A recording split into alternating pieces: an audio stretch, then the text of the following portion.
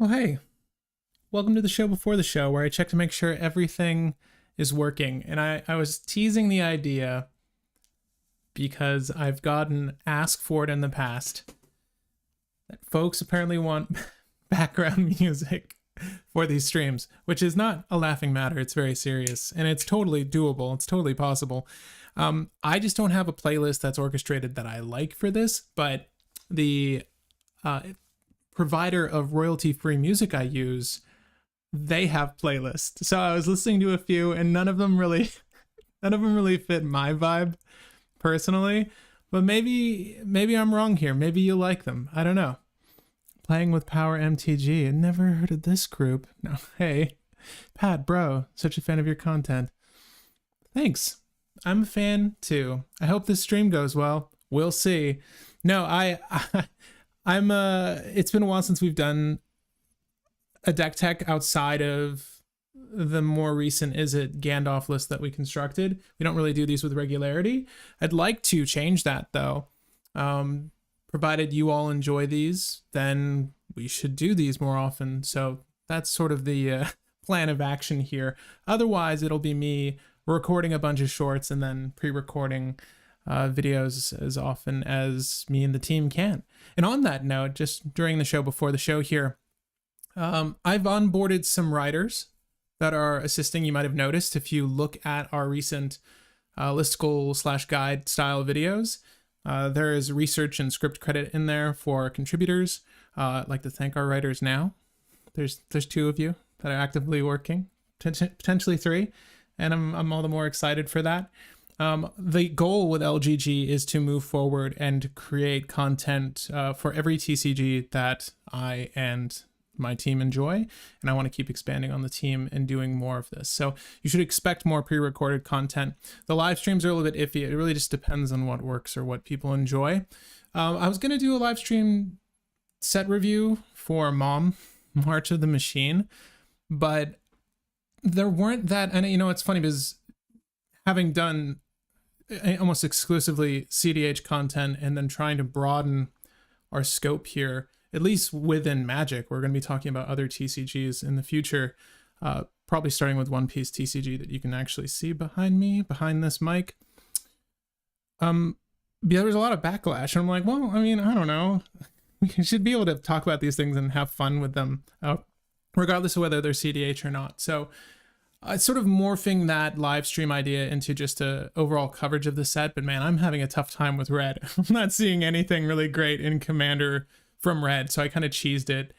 I wanted it to be exclusively the set and not the precons, but with Red, we are talking about one of the precon cards.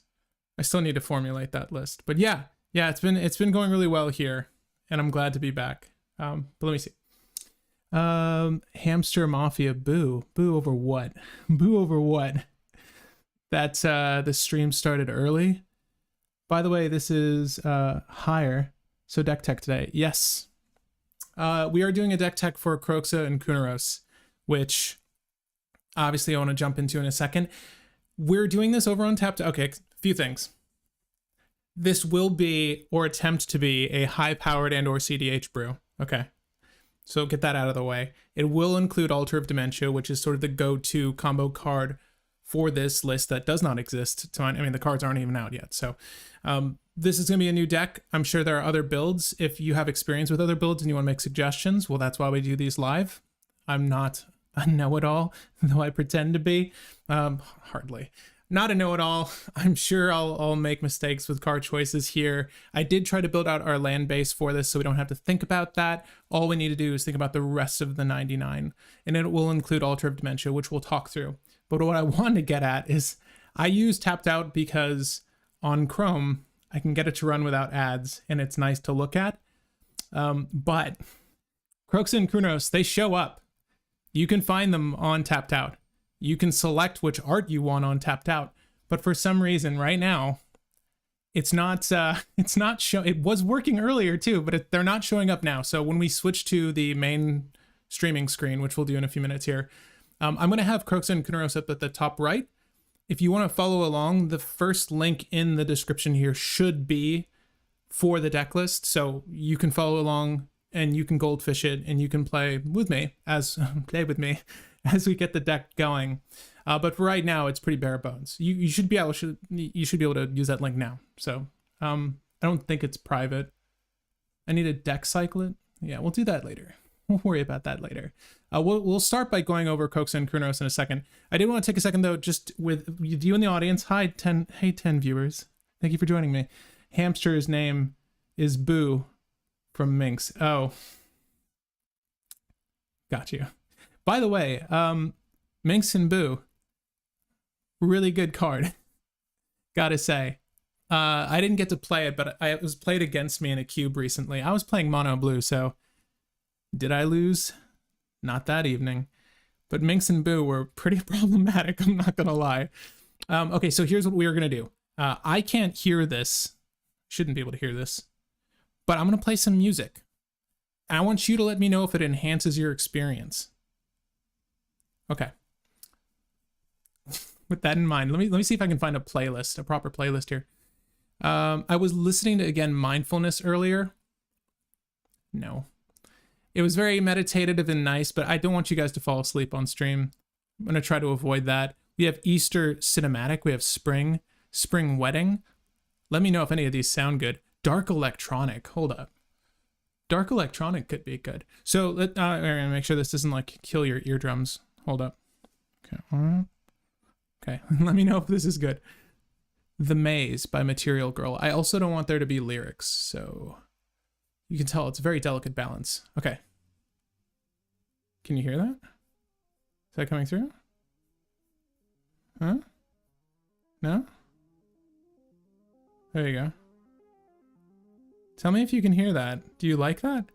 Oh, hey, Paco. Thank you. Hi, guys. Sorry, I'm not trying to ignore the chat here. Tamash. Hi.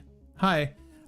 Everyone's names are in different colors. I haven't, again, it's been a while since I've really actively looked at the stream on the back end on YouTube. I'm not sure why everyone's name's in a different color, but that's cool. Yeah, I brewed this when it was spoiled. Super good. Higher. On that note, so it was a toss-up between, if you notice in the thumbnail, there is a ray of light piercing Shalai and Hallar in the background. So over 1,000 people voted on two lists, and Shalai and Hallar, I'll say, they have more cards that they combo with, and it might have been a better brew. Just the fact that there are tutors in green, that deck is in Naya. There are creature tutors that will help you get to those combo pieces, and there are 3 of them to mention. You can look at some of the previous community posts on the channel here to go over 2 of the 3 I mentioned. But that felt like it could be a really powerful brew, but this was the one that was voted on, which, you know, it was funny because I really thought that people would want to go for Shalai and Hallar. But Kroxa and Kuronos are really dope looking. I'm curious to see if this list is very effective though, because he is kind of expensive. They are kind of expensive to put out. So we'll see how we manage. I mean, it's not like there aren't a bunch of rituals in the in Mardu, but in the Rakdos, you know, half of this color pie. So I feel like we'll be able to get there pretty easily, but we'll soon find out, I'm sure. By the way, how's the music? Can you actually hear it? Is it too loud? I feel like it's probably too loud. Bearing in mind, some of these songs have like a slow build up. If this music's annoying, please let me know. I'm only doing this because I was asked if it was something we could do, but I thought about this last minute before I jumped on. I'm like, hey, you know, that one time, been asked multiple times if we can have background music. So I'm like, okay, well, let's try to accommodate that. But this is not a playlist I arranged. So let me know if it's annoying. And apparently it's only gonna last 1 hour and 36 minutes. So at any rate, Paco, glad to see you're back. Glad to be back. Thank you for the super chat. I really appreciate it. The goal and the intention with this channel is to get a steady stream of content going again, not only in this TCG, but others, and provide you guys with weekly content, be like a one-stop source for TCG news and updates, and just general content. So hopefully with the ball rolling now, it'll snowball into something more. There is some news in the pipeline for new content here on the channel. I don't want to count my eggs though before they hatch, so we'll see what happens in the future. But things are really good right now. I'm really happy. Mono blue is what your opponents were when they saw the matchup. Mono blue is what your opponents were. Yeah. Nope. No can now. Okay, cool. So glad the cEDH content is back.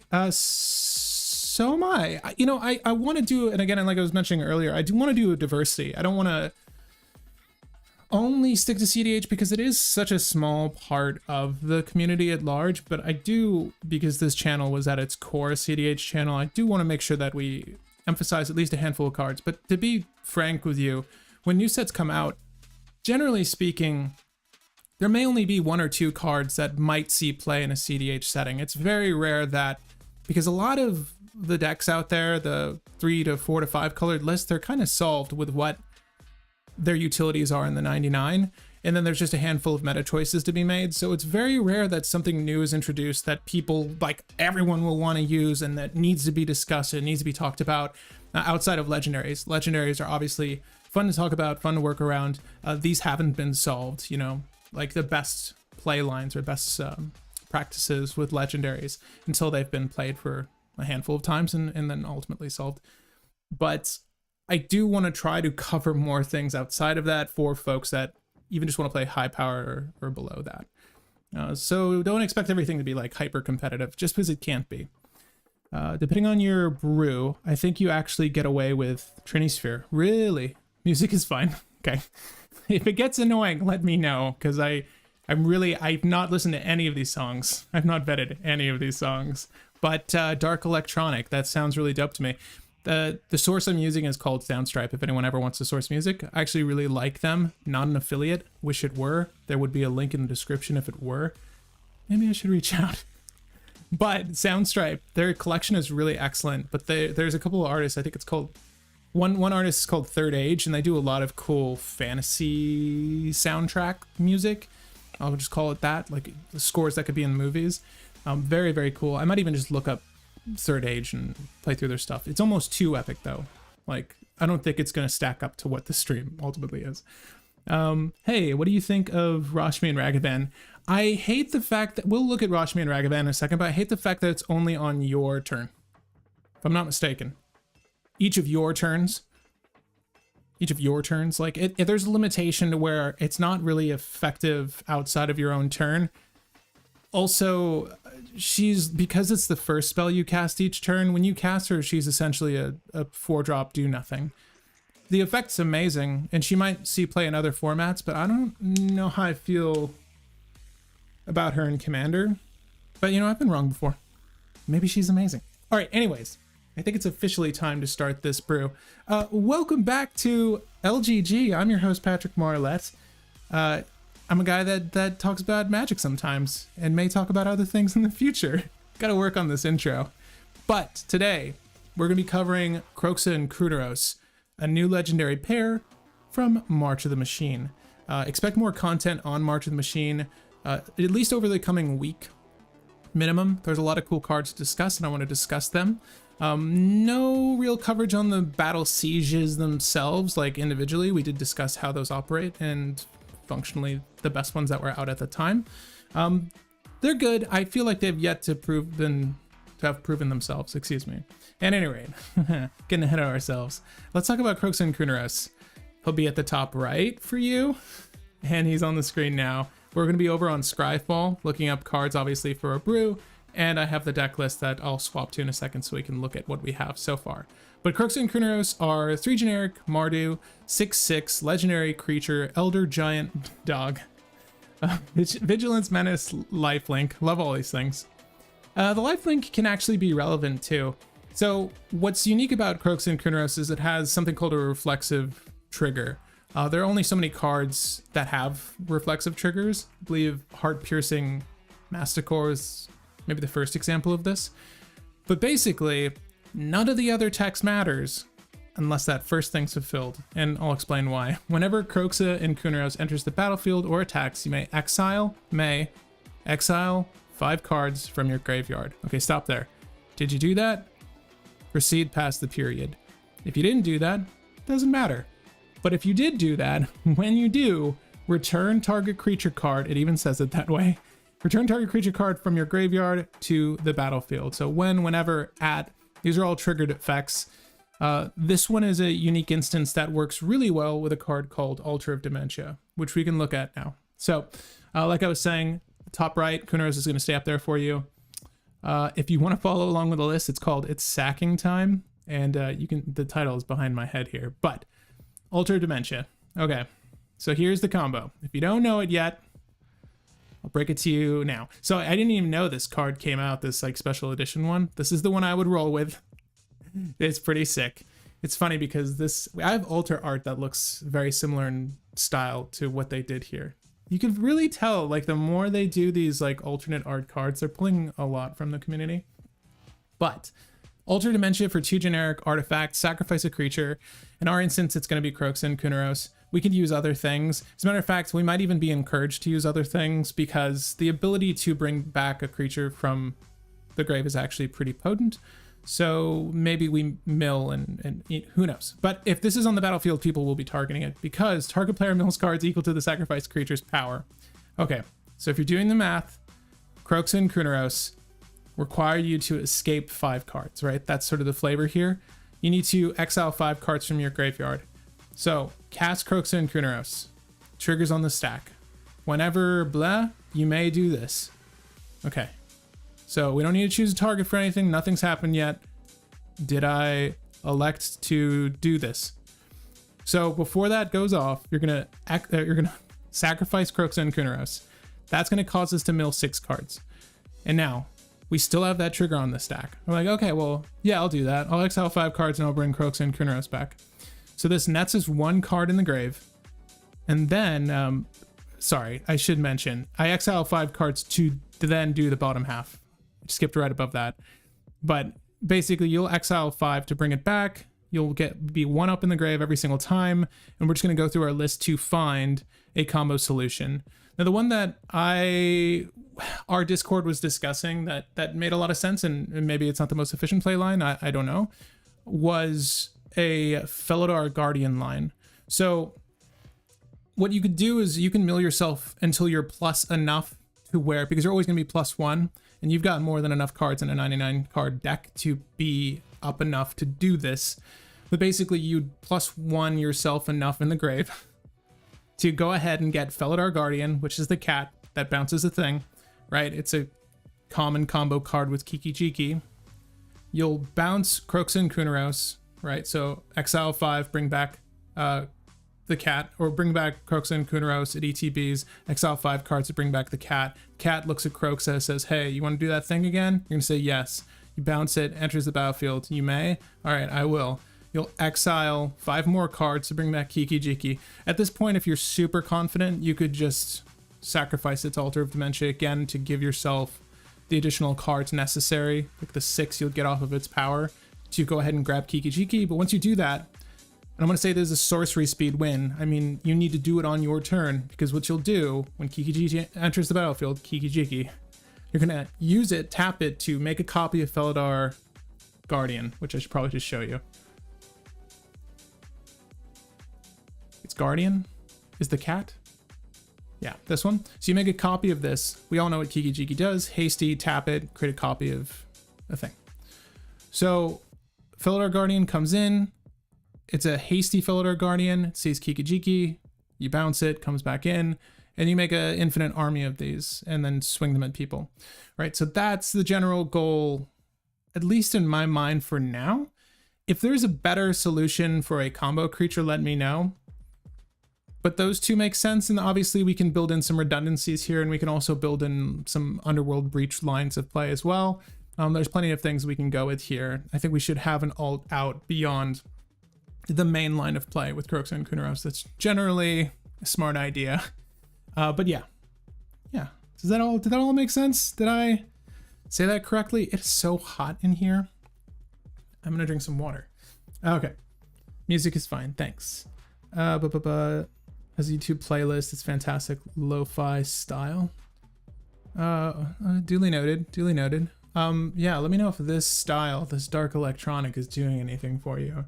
Any input on Baral Karezev putting together a polymorph list for them? If anyone in the audience is building one, you're more than welcome to leave it in the comments after this, or put it in the comments now. It should provide a hyperlink, or they can copy paste it. Okay, so I think that this Felidar line of play works. Do I like that the cost of Kiki-Jiki and Felidar Guardian are both like 4 and 5? Not really, because we should still probably consider running an ad nauseum in here, because that will help to expedite this process. All we really need is a lot of rituals and fast mana, and then we can produce the win that way. And because we are in Mardu, we will be able to tutor up our solution, which is too generic, right? It's Altar of Dementia, not that difficult. The other line of play I was considering, and let me know if you guys think this makes sense, higher, if this makes sense to you. Because this list is relying on having our Grave Flush, we could even do a Basalt Monolith, Mesmeric Orb style of play, or anything to fill our graveyard and just pull the things out that we need. And we're in white, so there's Savine's Reclamation. Bearing in mind that that also requires quite a bit of mana from us, but there are plays that we can just fill our graveyard flush and then bring Kroxa and Kuronos out and then start the play line that way too. I can't say that that's the most efficient way of going about it, but it's another way to go. Probably my favorite pairing, except for I'm not even going to try to pronounce that. Borigambus. God, I wasn't even joking in that short. Like, I'm sure there's an appropriate way to pronounce that name. Couldn't you get Karmic Guide to get Kiki, then use Kiki to get Felidar Guardian from the grave too? That's introducing another card that we wouldn't necessarily need to run elsewise. Like, I don't want to add Karmic Guide if there isn't a good reason to add Karmic Guide. I mean, we can use Karmic Guide with Kiki-Jiki. Am I like, isn't that like an angel? Isn't this just its own combo? Because we can sacrifice Kiki-Jiki, right? Enters the battlefield, return target creature card from your graveyard to the battlefield. I mean, we can... So what we could do is, because we just did all this with Altar of Dementia, we could use Kiki-Jiki, use Karmic Guide to bring Kiki-Jiki back, tap Kiki-Jiki to put a copy of her on the stack, and then we can use Altar of Dementia to kill Kiki-Jiki. Like, that's a thing we can do, and just make an infinite army of Karmic Guides. Like, that's its own separate combo. I wouldn't say that you need to run Karmic Guide to get Kiki to roll with the Felidar Guardian line of play, unless you just want to have both for redundancy. But that's not really leaving us open to a separate play line that's the same play line with two, what's the word? Conduits, enablers. But yeah, I mean, I don't hate this idea. I'll probably stick with the cat. I mean, Karmic Guide has value, but I would say I'd stick with the cat just because it gives me one more life on the ad nauseum, as sad as that is to say. And I do want to bear in mind, people, Kroxa and Kuronos do have lifelink, so if we just play it out for value, we could. It's weird because it's not super valuable by itself outside of the combo, but it is a Vigilance Menace lifelink. Like, you'll gain 6 life per turn, and people will likely not swing into a 6/6 unless it's a Crom and they're flying over you. But even then, in that scenario, you're still up 2 from that player. So, I mean, Kroxa and Kuronos are still a good Tymna deterrent, I suppose, right? Like, it's there for that. But it's probably a Tymna Crom list that's swinging at you, so they're going to get their draw one way or another.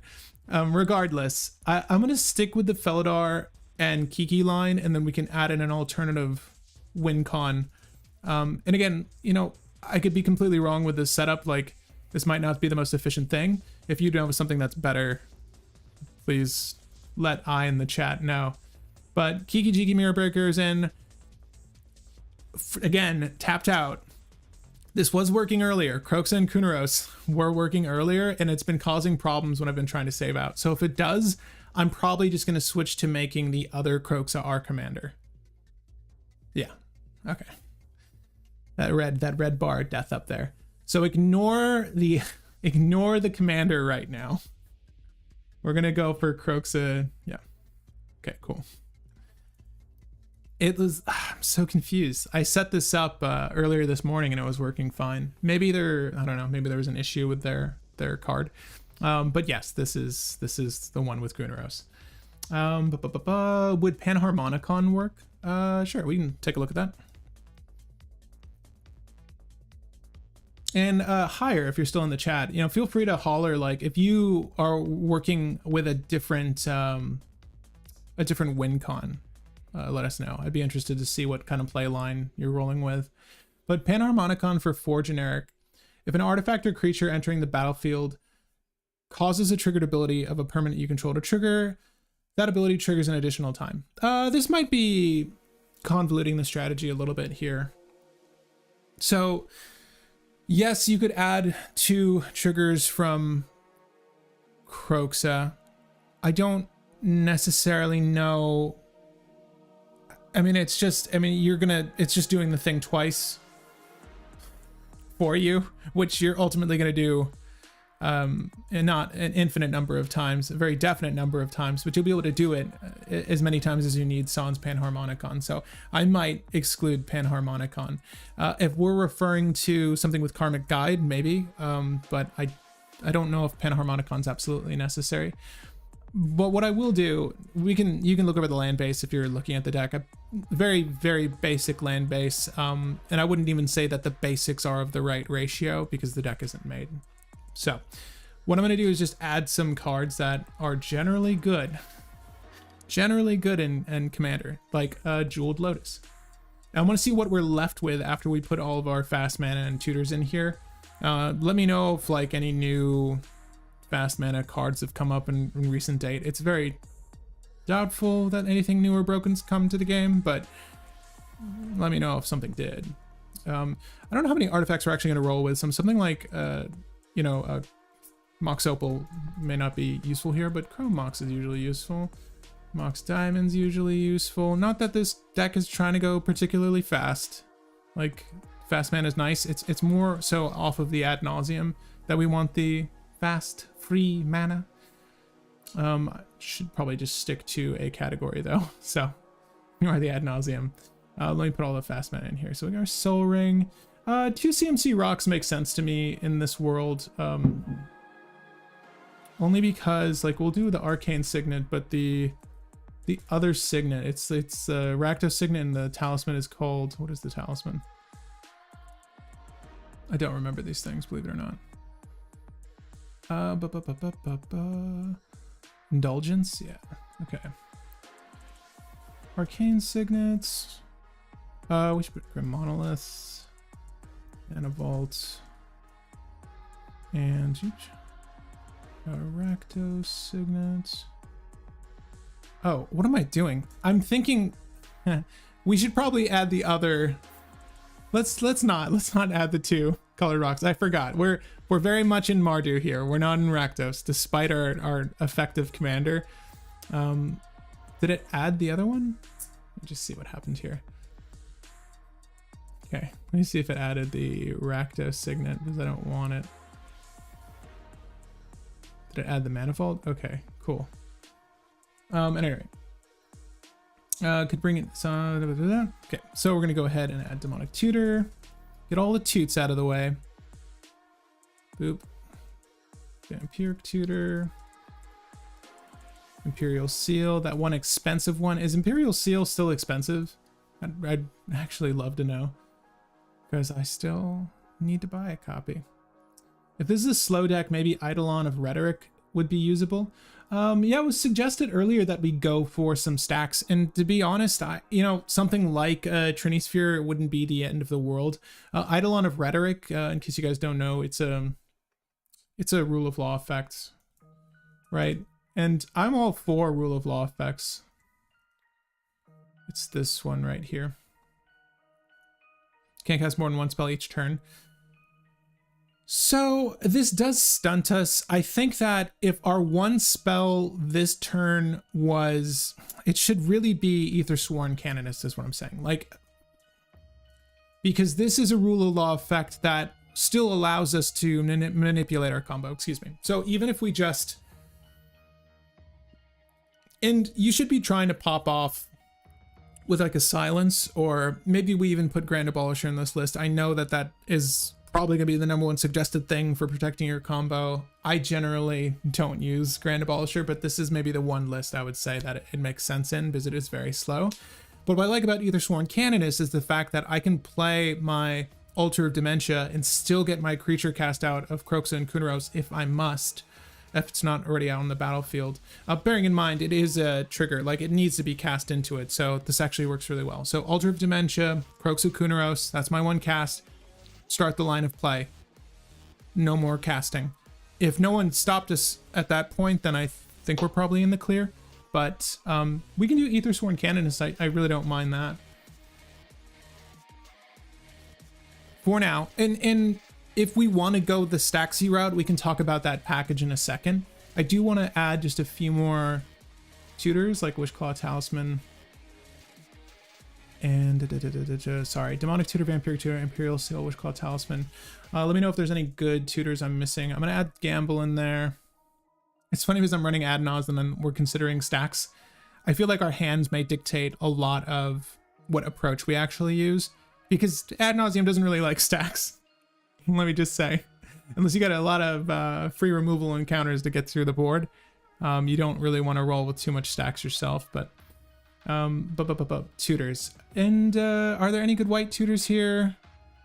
Trying to think what white tutors we want to do. At least the instant speed one. Oh my god, the name escapes me. Enlightened tutor. Enlightened tutor. Come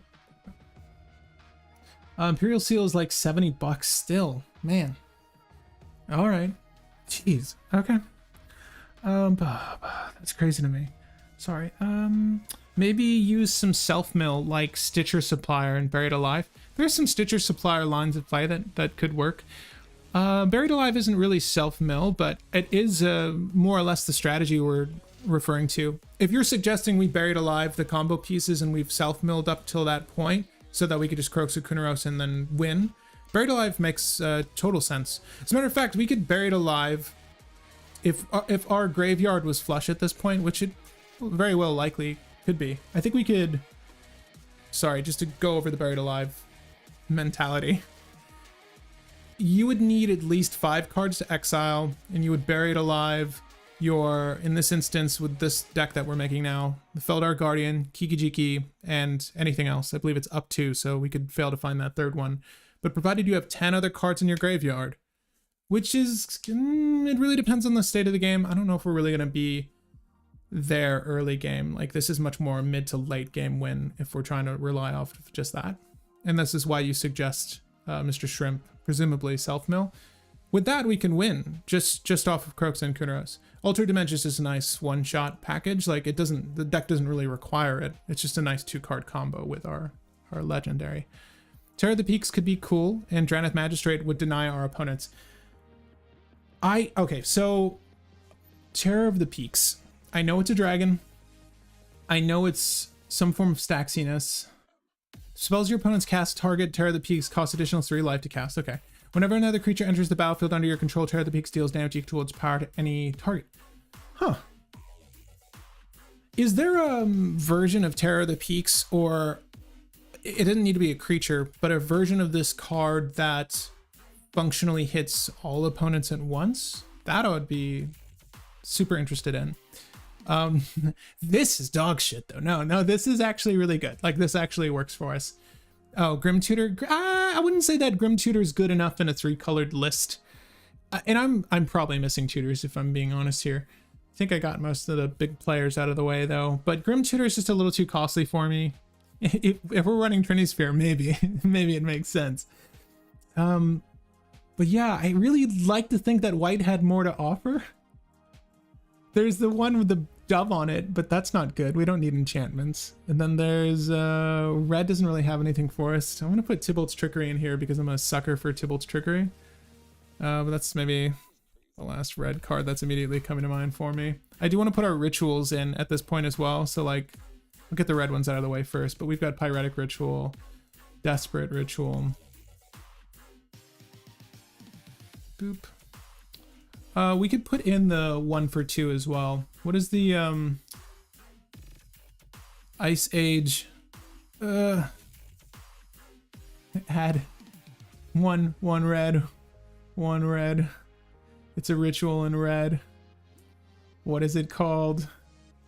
It's a 1 for 2. It's not quite that good, but it's good enough. Oh my god. Let me know if you know the one I'm talking about. It's weird, like, I stepped away for a little bit and my mind is just, like, pooped when it comes to certain cards. Razaketh? We could go for Razaketh. I mean, I honestly don't see why not. As a matter of fact, let's just do Unmarked Grave and Entomb, like some of the other ones. Entomb. I like your Buried Alive idea. Hold up. It's Rite of Flame. Thank you, Zachary Crane. All of the bonus points go to you. Let's save and continue here. Okay. Whoop. I don't think I put the black rituals yet, so we'll put Cabal Ritual. I kind of like the self-mill. I really don't know what self-mill packages we should include in here. I was mentioning earlier Mesmeric Orb. Like, that to me is... It actually plays quite a lot like stacks, because more oftentimes than not, unless your deck is focused on Reanimator, which is rare to me, like, when I played a lot more, there weren't really any Reanimator packages outside of a potential Razaketh's deck. So I don't see where Mesmeric Orb is a problem, and it certainly helps to fuel our grave and potentially give us a good thing to cast into with Kroxa and Kuronos. But we'll do Mesmeric Orb, and apparently there's new art for Mesmeric Orb from Brothers War. Thank you for the Red of Flame. Impact Tremors, yes. Oh, so is there not, this is sort of the classic, is there not a new or different version of this? Oh my god. Oh, this is so good. Man, if it looks like that, deals 1 damage to each opponent. Okay, so we gotta bring back Kroxa and Kuronos. Let's just say they are all at 40 health still. We would need to do this 40 times, and I don't think there's enough deck to go through to make that dream come true. Am I wrong? Maybe it's because it is finite, the amount of times we can do this. We can bring back, obviously, we can bring back something else that just does this by itself, but then again, maybe that's the old play line. Like, if, I don't know, they Praetor's Grasp our Kiki Jiki. For some reason, there are other lists. I mean, Kiki has so many combo cards that very well could be a possibility. Like, if it's just easier for them to have it, then maybe we can, like, get an Impact Tremors in here with some other combo line. But the fact of the matter is, if it's milled during our play, then, you know, we're not really getting anything out of it. If you would want Impact Tremors, then we need Perforos, God of the Forge. Oh, yeah, that's one. Perforos. Oof. Okay, whenever another creature enters the battlefield under your control. So 2 damage. This is a little bit easier to do. We only need to do it 20 times. In our scenario, that's honestly unrealistic. Like, people will have damage on them at that point, but yeah, we could do that. And it's a creature in the grave, so am I wrong, right? As long as Perverse Devotion red is less than 5, Perverse isn't a creature. I believe it's a creature in a graveyard. Correct me if I'm wrong. So we could bring it back with our other god, or Titan, excuse me. 200 cards? No. Yeah, it's not happening. That's not happening. But we could do Perforos God of the Forge as a potential play line. We do need to consider bringing Kroxa back. And again, we can also add in, like, Underworld Breach plays here. Really, the big one I can think of, if we add Nas, it's probably Fishbowl, right? And these colors. Oh, wait, what is that? No. What is the name of that guy in Rakdos? It doesn't matter. I don't think it's a good play line. Hello, fellow Zergo player. I'm not playing Zergo today. We have Zergo players in our group. I'm not a Zergo player. I'll take it though. Are you referring to someone in the chat? Let's save and continue. I just want to see how many cards we have remaining in our list here. Okay, so we've got 40 cards to play with. As a matter of fact, let's go out. I just want to see what I have. See if I'm missing anything. Do let me know if there's something that's very obvious that is missing. But we've got Chrome Mox, Jeweled Lotus, Lotus Petal, Mana Crypt, Mox Diamond. Not gonna add Mox Amber, not gonna add Mox Opal. You can maybe make a case for Manifold, Soul Ring, Altar of Dementia, obviously, Arcane Signet, Grim Monolith, Mesmeric Orb. Oh, that's cool. Look at the old border on there. Wishclaw Talisman for tutorage. I watched one of your videos. You played Zergo. Did I? Alex might have played Zergo. I've definitely borrowed Zergo. I don't own, actually, so you don't, maybe you don't know this.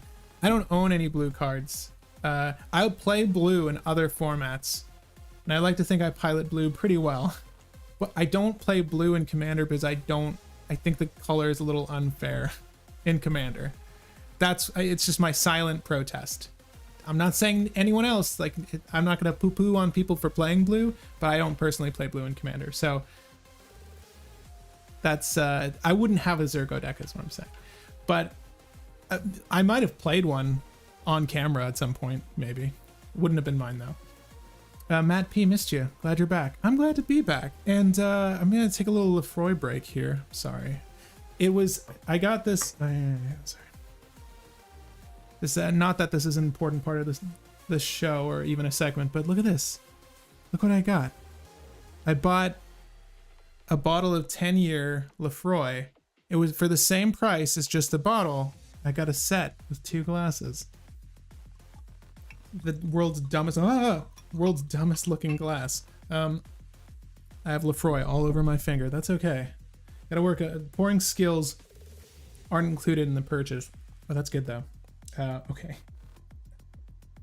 There you go. I just want to fill up on Lefroy for a hot second here. Now I'm good. Okay. Don't encourage drinking if you're underage, and probably don't even drink anyways. It's not that fun. Let's so. Isn't Zergo Mardu?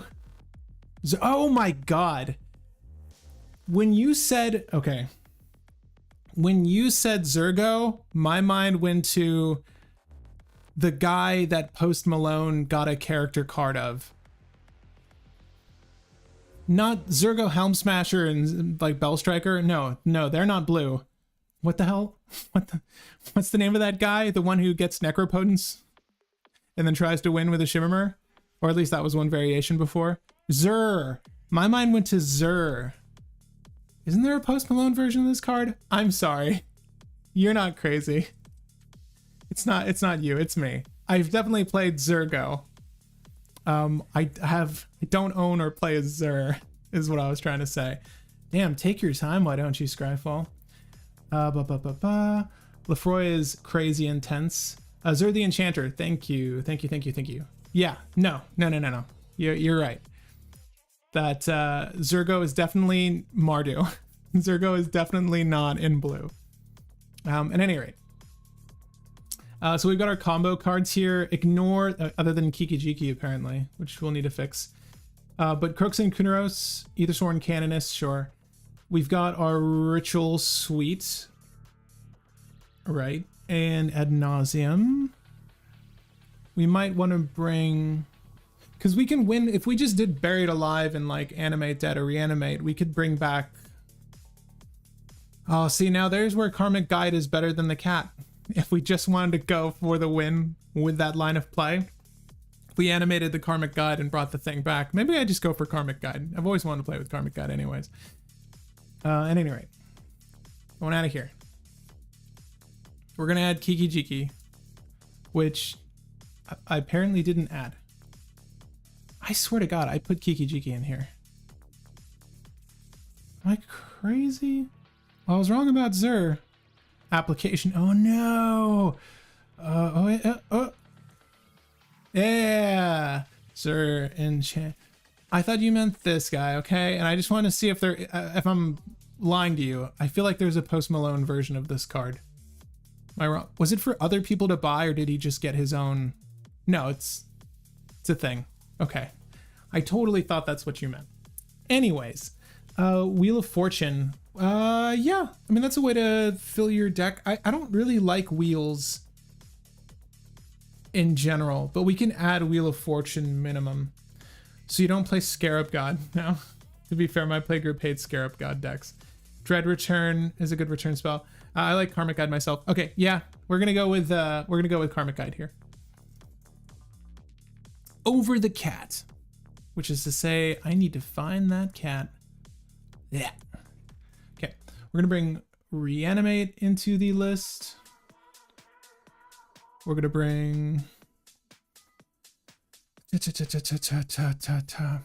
trying to think of the most efficient reanimate spells. Like it would probably be Animate Dead instead. But just so the audience knows what Dread Return is, I'm contemplating Dread Return right now. Like oh wow, all the art. Is there? Okay, whatever. We'll look at this one. Return target creature card from your graveyard to the battlefield. Sacrifice 3 creatures for its flashback cost. So it's 4 CMC to do. It's kind of costly. But what's nice about this is if you do a self-mill strategy like we've been discussing, you could actually sacrifice 3 creatures out on the field. I don't know what creatures we would really have. You know, outside of some of the basics like a Dark Confidant we want in here. Any of our hate bears. Maybe there's an excuse for more hate bears now. I feel like Draneth Magistrate was suggested, or I'm suggesting it now. Let's do that. I said Aethersworn Canonist.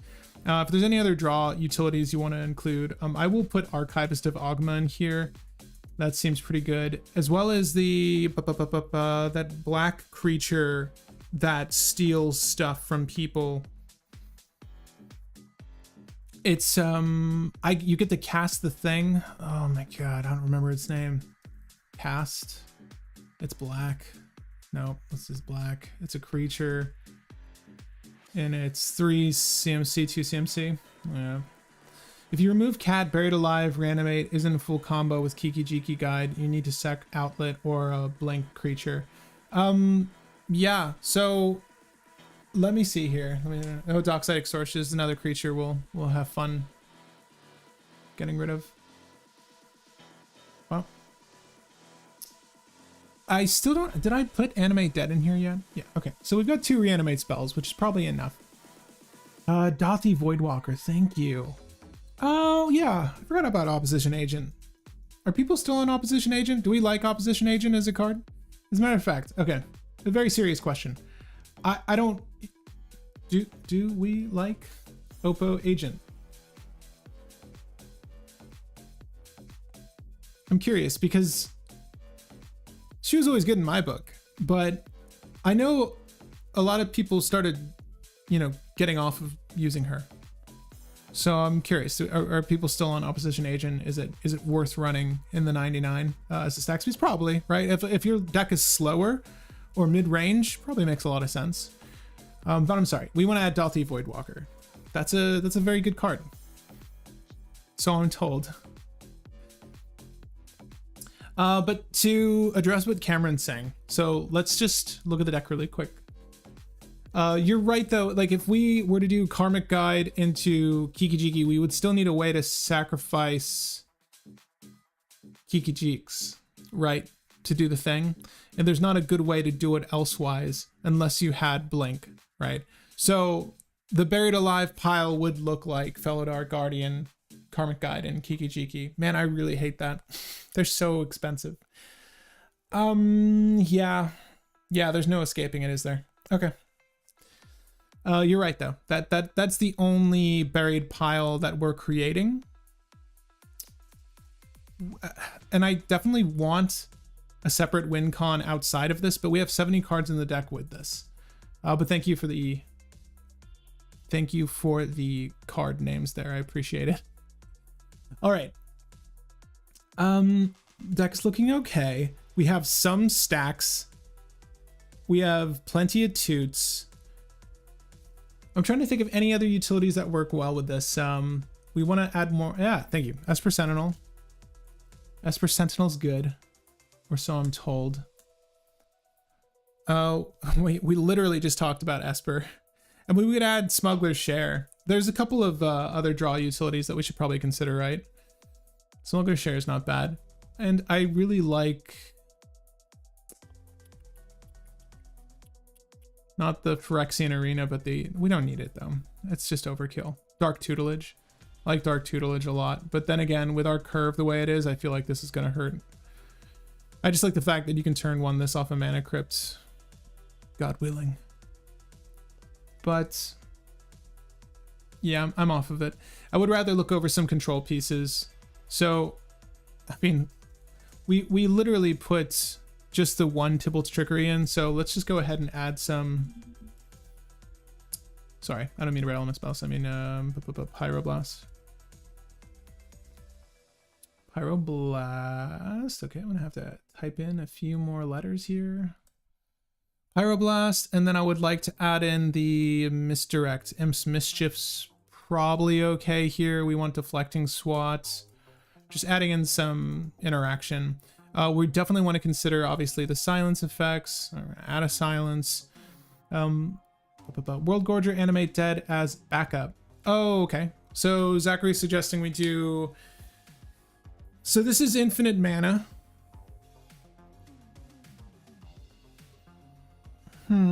What's the payoff here? So World Gorger Dragon by itself, obviously not going to do everything, but it will, provided we have the right mana, give us infinite in our colors minimum, right? So that's not a bad, it's not a bad idea just because we have it in the deck. I might even want to put Dance of the Dead. If we do go that route and have that as a backup, that's a good Entomb target, right? Or Unmarked Grave, I think, is non-legendary. So we should be able to do it with both of those and then animate with either of those two enchantments, and that should give us infinite mana. You could say it would make sense to have like a Sun-Scorched Desert. I don't really like using that unless the list is like 2 or mono-colored. But that's a land that would just do the job, ET being in... Oh my god. Scryfall is really pooping on itself today. Might be because of the new edition of cards on here. People are looking through them.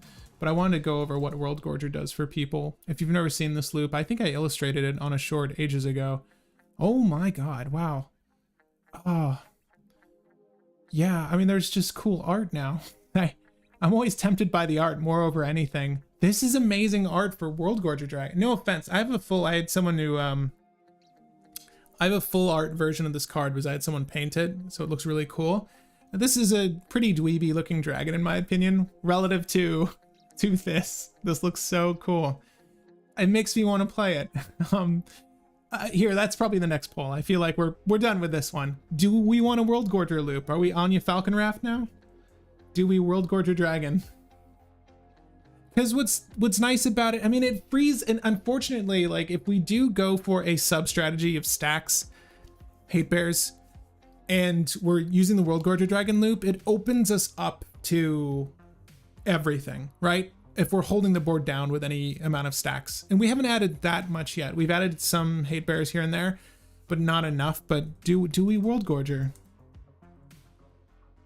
World Gorger. And then, you know, the next question, the obvious question is, which art do you choose? But we'll put that on the list. So it is technically backup. We'd still need a payoff though, because this will just make infinite mana. Silencio. I was saying Grand Abolisher. I really do think that with the speed at which this list is going, it'll probably benefit from Grand Abolisher. Let me know if there's any interaction, like any interaction suite you want to include. We need to add some removal. As a matter of fact, wait. There was some removal. There's a piece of removal that was just added that I really want to try. Hold up. So I have like, I have a script I'm working on for this set. So let me see. Well, this is all pending it being on tapped out, I suppose, but oh, we can use Phyrexian Censor. That's fun. Surge of Salvation to protect our stuff. Okay, just a little preview as to what's going to be on this list. But there is Pylon.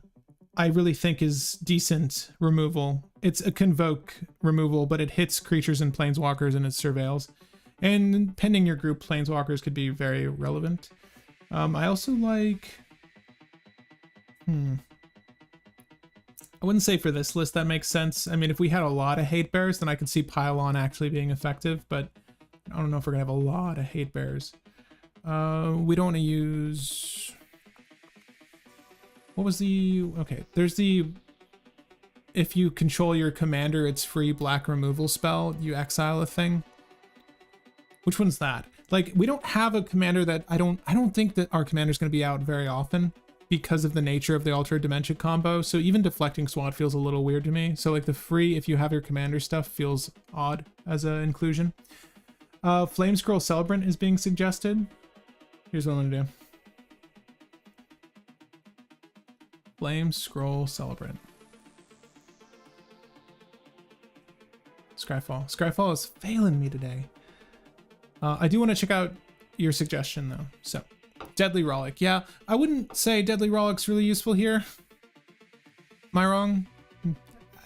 I feel like because we want to play Kroxa and Kuronos into a board with Altar of Dementia, I feel like it's not going to work out the way we want it to.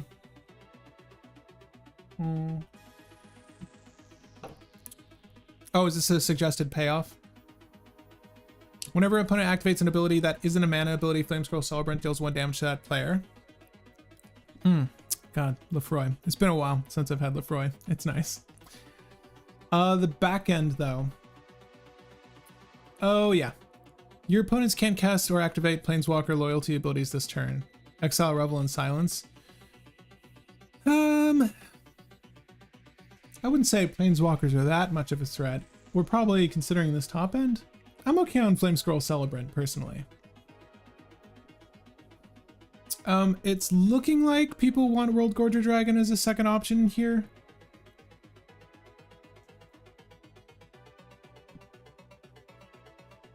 Again, I want to discuss what our win con is if we do include World Gorger Dragon. I don't have any clear thoughts on what I would want to use personally. But I kind of...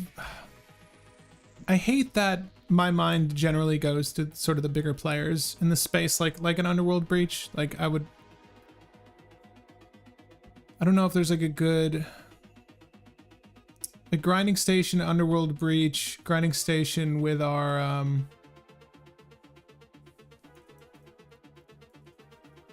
Yep. It spells as well. The Flame Scroll Celebrant. Yep.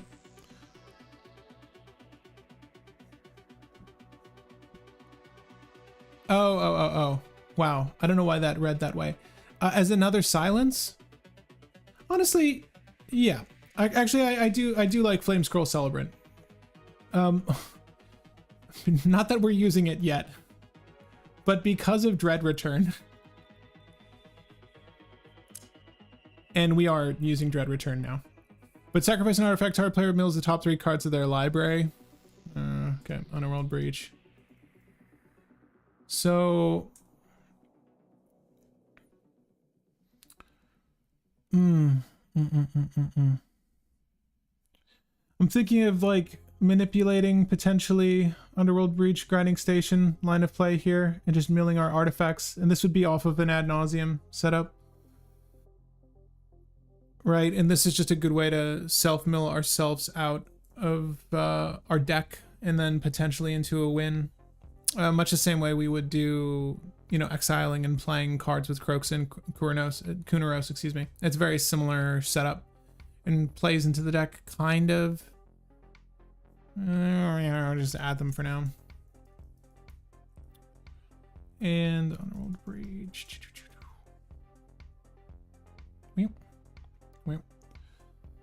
All right, so World Gorger Dragon. It sounds like people want it. So I'm gonna add Dance of the Dead as our additional reanimate spell. We could add Necromancy if we wanted. We could also add Necropotence if we want, which is a pretty good card. I don't generally...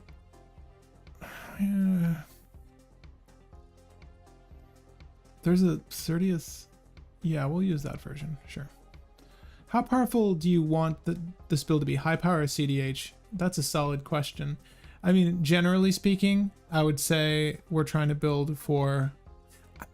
I don't see this going beyond high power, if I'm being frank. Like, cEDH, state of mind. But yeah, we're going to try to take it to cEDH territory. So if you have a different route you would want to go, let me know. Like, if there's something that's a better alternative win, let me know. But World Gorger Dragon doesn't have a payoff right now. It's... I don't even know... Outside of infinite mana, I'm not really sure what I would want to do with that thing. It would be infinite mana, and then I bring in a what? A walking ballista? Hold up. Yep. I just want to see... OG Kroxa works as an outlet for World Gorger Dragon and can be used on reanimation spells every time when you got nothing better to do. That's fair. And sadly, right now, the other Kroxa... Hold up. Whenever you cast a spell, you gain 1 life. Yep. So this is just going to let us pile on and kill people. Enters the battlefield, sacrifice it unless it was escaped. Enters the battlefield or attacks each opponent. Right. So you're saying you would want to stack the triggers here, such that you would ping them for 3. All right. Well, I don't hate this. So Kroxa, Titan of Death's Hunger, is actually our commander right now. So we would need to add an additional copy. Give me 1 second. Can I put one in that's not in the command zone? This is a placeholder for Kroxa and Kuronos. So yeah, apparently. Let's see if this works. It might stop us. Oh, cool. Okay. No, that's nice. It's funny that you mentioned this one. Like, is this it's not a bad 2-drop. Like, I don't disagree with that. And this certainly does work with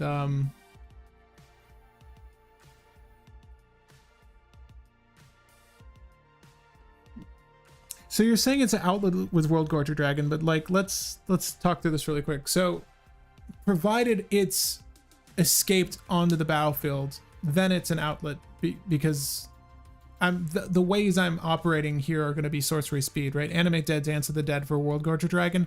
Those are all sorcery speed. So there's no way I can get over top of this sacrificing itself, right? So I couldn't like use reanimate and then have it not sacrifice itself. I would have to go with the escape, which is doable. I'm trying to think. I don't know if we want any more reanimate spells beyond what we have. And that's 3 right now. Sorry, 4 with Dread Return. I just want to look at the list overall before we continue. Yep. Okay. Artifacts look okay. We have Dothy Voidwalker is a stacks piece. Draneth, Aethersworn, Celebrant. Abolisher. Jiki, who's having a hard time. Let's go ahead and give him new art. Yes. Karmic Felidar. This is sort of our main play line. This is a side play line. What I don't like about World Gorger is the fact that it really mucks up our ad nauseum if we do actually shoot for it. It's a very expensive card to hit. Necropotence I'm always so iffy on. Like, unless you're trying to like really plug away at this thing and win instantly. Like we can't, there's no good way of doing like a Shimmermer or... the next creature spell you cast this turn can be cast at instant speed or something. Like our win is sorcery speed. Again, it needs to happen on combat. So like that's the one fault of this particular strategy right now. Technically we could, I guess, win with a World Gorger Dragon off turn if we had the pieces aligned, which would be this on the battlefield, and then utilizing an instant speed spell to bring this back, which would be the Necromancy. Thoughts on Peer into the Abyss here? It's not like we're not rolling with it the same package as any other list that's in this colors would run that would allow us to ramp into it quickly. I don't see why we couldn't run Peer into the Abyss, but it's just another way to dig through the list, just like Ad Nauseam. I don't think we're as well equipped as some lists are to do that though, efficiently. You could go PETA as opposed to Ad Nauseam. Slow, but then average card CMC. Yeah. Provided we are determined to use World Gorger, then yes. So let's do this. In a rare turn of events, I'm going to sideboard. We need to put Jessica's Will in here, by the way, but I'm going to sideboard Ad Nauseam. Even if Jessica's Will is just doing the thing that gives us mana, it's still a good card. Jessica's Will. She doesn't always need Rograk to be hyper effective. She's just really good with Rograk. But we can do Peer into the Abyss. We did discuss a play line with that new... We did discuss a play line with that new creature. Oh my god, what's its name? Goofy little, like, Komodo dragon guy. We could technically use goofy little Komodo dragon guy. Wait, with Saw in half, right? Hoarding Broodlord. So this is a setup for a Peer into the Abyss line of play. It's if you do Hoarding Broodlord, hold up. So entomb this, reanimate it for so much life, but bring this back. Enters the battlefield, search your library for a card, exile it face down. Okay, so you do that, then you get your Saw in half, right? Saw in half.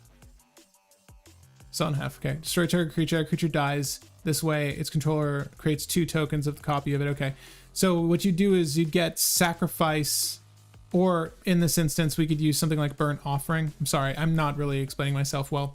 Basically, entomb, reanimate, Hoarding Broodlord.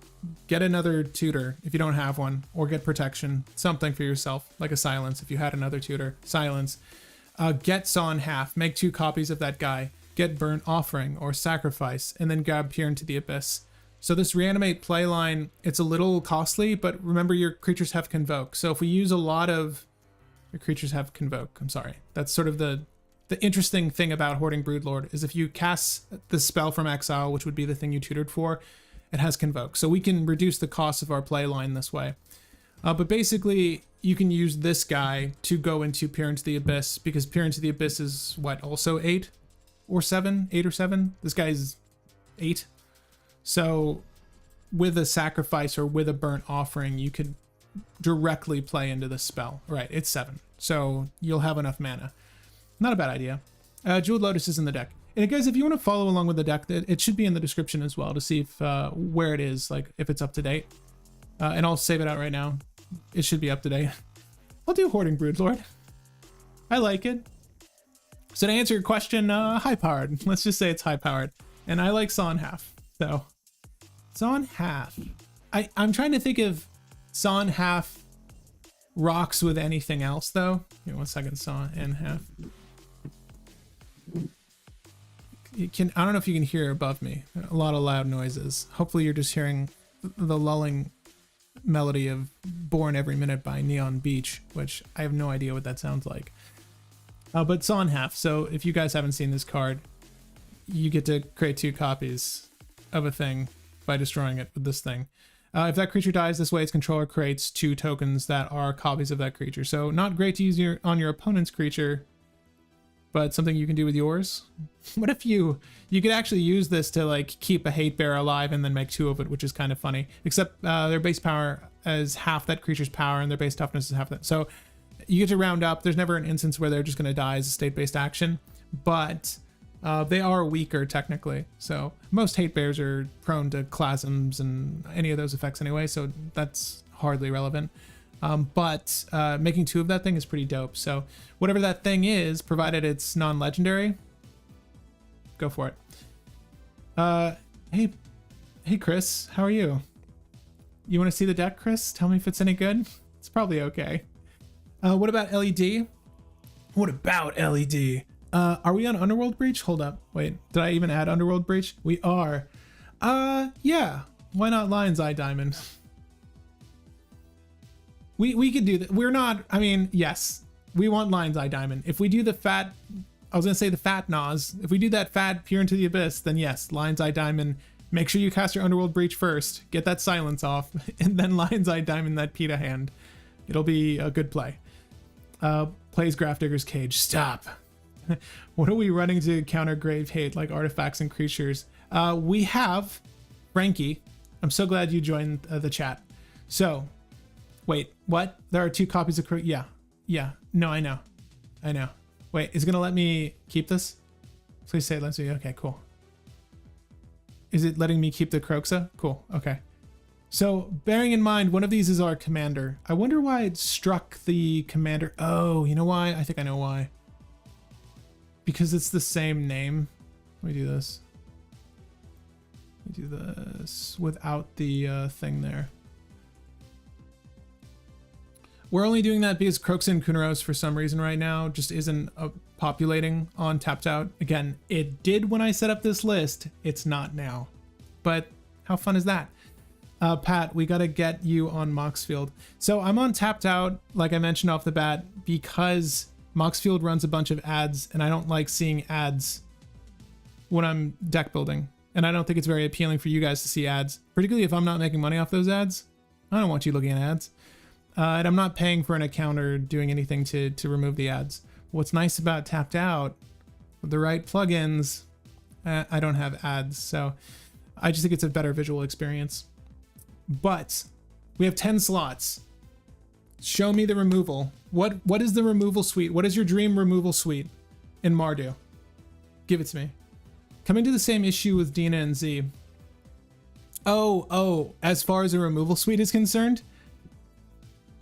But yeah, that's the only, like, I actually set up a Moxfield specifically for this rebrand so that I could just have decks on there.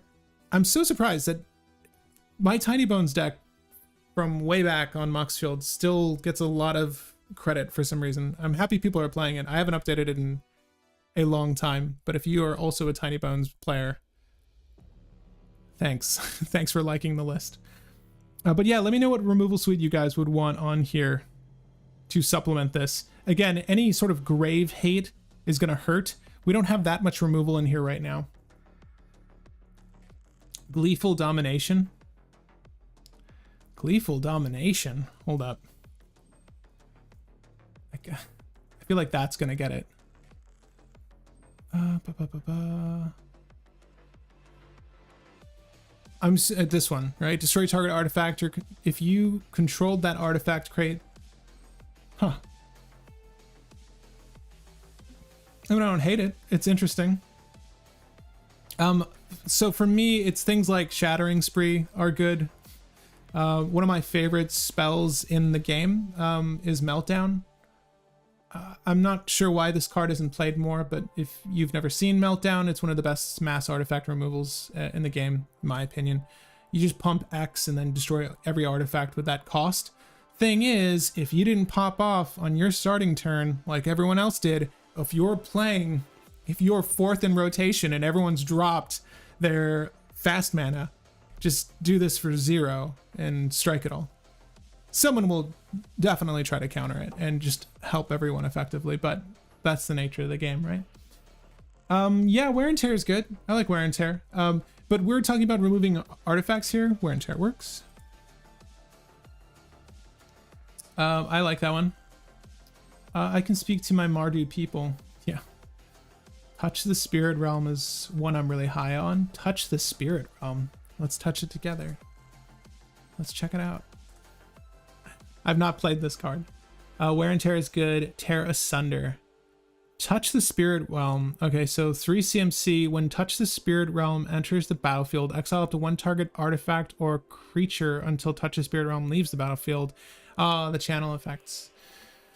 Discard Touch the Spirit Realm, exile target artifact or creature, returns to the battlefield. Okay. So this is like a quick way to remove the threat. What's the name of that Skyclave apparition? How much is she? Is she also 3 CMC? I spelt it wrong, that's why. She's 3 or 2? I think she's 3, right? Double white, I'm not too high on. It's kind of sad, but like the removal we don't have like swords in here yet. We should probably put swords to plowshares in here.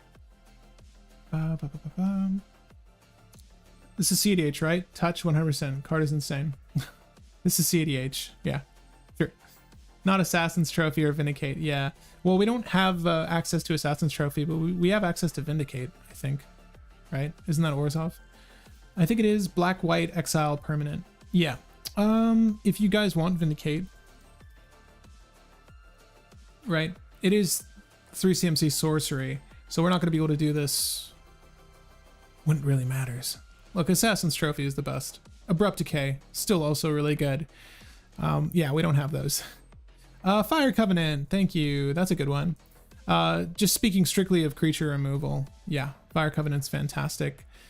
Toxic Deluge, I'm a little iffy on just because we're using so much... we don't even have that many creatures, but if we want to mass remove creatures, Deluge is still one of the best. Touch is good since it can get stuff off the board and lets you jam wins.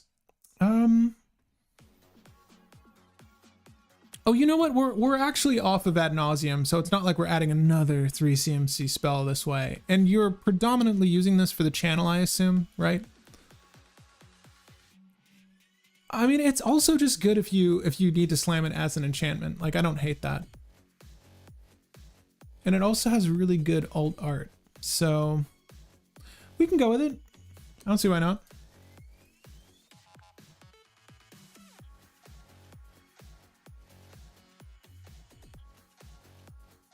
Anguish, I prefer Anguish Unmaking to Vindicate. So here, so you guys can see Anguish Unmaking. Exile target non-land permanent, you lose 3 life. I like the fact that it's instant speed. I could say that. I hate anything that's sorcery at 3 CMC. It always pains me to use because it removes so much of our resources on our turn. Where it's likely particularly in this list where it's most vital we have resources at hand because we're operating at sorcery speed for our wins. So I like being able to use Anguish Unmaking off turn. It feels odd that that's our best solution. I think the biggest threats to this list though are things that don't allow us to interact with our graveyard or things that will, you know, exile cards from our graveyard, like the Dothi Voidwalker, as a matter of fact, which is a creature. No one's really on like Planar Void or anything like this, so it's not like we need to hit enchantments. I think the things we need to hit more oftentimes than not are gonna be creatures or gonna be artifacts. So do we need the range that Anguish Unmaking is giving us, or Vindicate? You know, non-land permanent. Is it really crucial that we hit that wide range of things, or do we just want to focus on, you know, the minimum? I can't even think of any good enchantment removal in these colors. It's mostly red for the artifacts. I put in Shattering Spree and Meltdown, which are my 2 favorites. You can also make a case for the Overload one. The Overload one named Hit Me With It. But we can add Anguish Unmaking if we want it. We still have space, obviously, for removal. I've put some redirects in here already to include Deflecting Swat, which I'm still a little iffy on, but it will be good once we put Kroxa and Kuronos down. It will be free, which is the most vital element, so it's good enough. You know what I really want to run that's just not out yet? Can we just add Reprieve, please? Can we add Reprieve? Return target spell to its owner's hand, draw a card. That seems like a good card. That seems pretty good. Are we cool with me just jamming this before the set comes out? Because that's a good card. Mardu could use Reprieve. Ranger Captain. So Ranger Captain's gonna grab Vandal Blast. Thank you, Dennis. I like Fragmentize as well, actually. We're adding Reprieve. That's happening. Because it will ultimately go in the deck. Fragmentize is good. 4 CMC or less is a majority of things. And again, it's sorcery speed, but that's not the end of the world for this list. I don't hate Ranger Captain here, and we do mean the 3 CMC Ranger Captain of EOS here. So at best, it's gonna grab Esper Sentinel. This list isn't operating on a Walking Ballista win, although we very well could use Walking Ballista here. Like if we manipulated a World Gorger Dragon win, and Ranger Captain had already procured it was not only our silence effect but also grabbed our Walking Ballista, then we can go into our win that way. I don't hate this. I don't necessarily like that it's... I don't hate it. I'll put it in. Really, it's the proof is going to come when we start playtesting it, and then obviously I will highly encourage you to modify this list to your heart's content. This is just a very, brief brushstroke of the Kroxa and Kuronos painting that I will have you complete. Ooh, Soul Partition. Soul Partition. Take a gander. Oh, this is new. Sorry. Exile target non-land permanent. For as long as that card remains exiled, it's... Oh, yeah. Spells 2... Okay. How are we on this card? This is really interesting.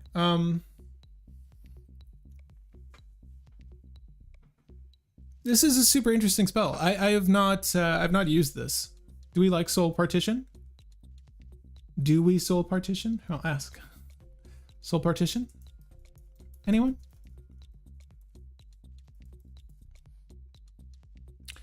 So exile it, they can cast it. To cast it again, it costs 2 more. It's pretty interesting. I feel like that's pretty solid. It's funny because I actually haven't seen this card, so... I mean, in these colors, yeah, it's good. Outside of these colors, probably not gonna be a first pick, but I mean, it hits everything, right? And in a pinch, it's doing the same thing essentially as our channel card is, right? Partition and Calamity's Wake are sick. So I'm gonna hold on Soul Partition. I think it's gonna go in though, by the way. But Calamity's Wake? Exile, okay. Don't exile your graveyard yet. Like if you need your graveyard, keep it. But players can cast non-creature spells this turn. Oh. This is a new silence. Players can't cast non-creature spells? That's pretty good. Huh. I like Calamity's Wake a lot. Are there other silences we're not running yet that are better? Hold up.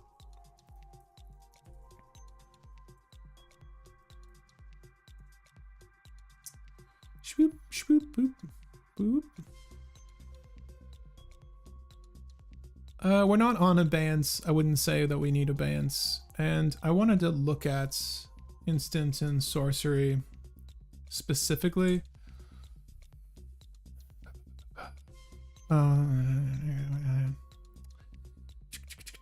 Orm's Chant? Orm's Chant, anyone? Hold 1 player off. Mandate of Peace, never really proven well. Yeah, nope, not anything better. Calamity's Wake. You know what? Let's do that. With Partition. You can also target your own pieces to save them with Partition. Oh, that's fair. Yeah, you totally could. There's no limitation on Soul Partition. I mean, you know what's funny was we added this as a option to the list. If we exiled our own thing, spells you cast from exile have Convoke. I was just thinking like, well, we could technically Soul Partition, save our thing, and then help cast it back out by convoking, right? So it's not the end of the world. We've got a lot of alternative win cons in this list. I feel like you could definitely narrow this down to just the 2 things, but that's okay. We're gonna keep it this way for now. So let's go ahead and add Soul Partition. It looks like it's gonna win clearly. And I like Calamity's Wake a lot. I'm surprised. Both of these came out in Brothers War and they're both very, very viable. So let's do that. I probably should have kept Scryfall up if I'm being honest. If I'm being honest. Yeah. Okay. I ran in Timna Crom for a bit, the Soul Partition, and while I cut it, it's like the 110th card in the deck. Yeah, no, I get that. It's tough when you're playing 4 to 5 color lists, particularly if you have blue.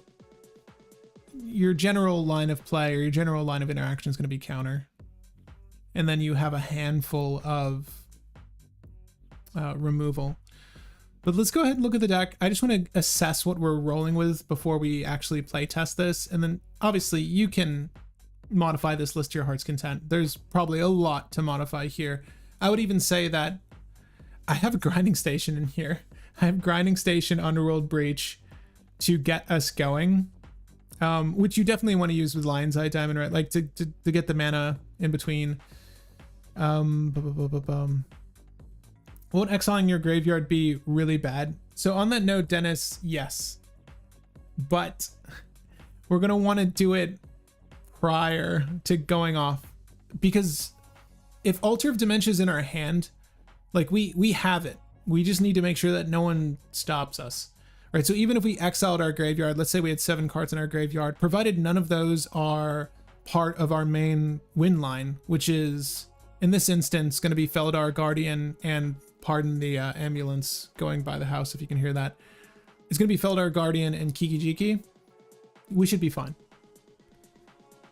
Silence Ranger Captain, Grand Abolisher, Orm's Chant. This card is rough since it shuts off us off from casting more spells. Oh, Calamity's Wake, that is. Players can't cast non-creature spells this turn. Yeah, no, you're right. You're right. That aspect is bad. You know what? It's symmetrical, is what you're saying. It is very much symmetrical. So I'm going to say no to that for now. Do I just re-add ad nauseum? Just get it out of the way. But you won't be able to cast non-creature spells either after it resolves. Right. That, yes, Dennis, that's the worst part. I thought it was asymmetrical. Yeah, no. It's a good card though. If we had assembled the win and it was just ready to go. You know, let's add the Walking Ballista. I mentioned it. Let's see if I can get a Walking Ballista win out of this deck. Yeah. Okay. Done. What else do you do when you have World Torture Dragon? Pump up a Walking Ballista. Okay. Can you guys see this hand? Yes, you can. Okay, so Kroxa and Kuronos are going to be at your top right. Our commander is obviously the other one. As I mentioned, it's not working. I'm going to make sure I keep the cards to the right here. Is this a good starting hand? It's okay. It's a lot of fast mana, but this deck's not really doing that much with it. Sacrifice an artifacts.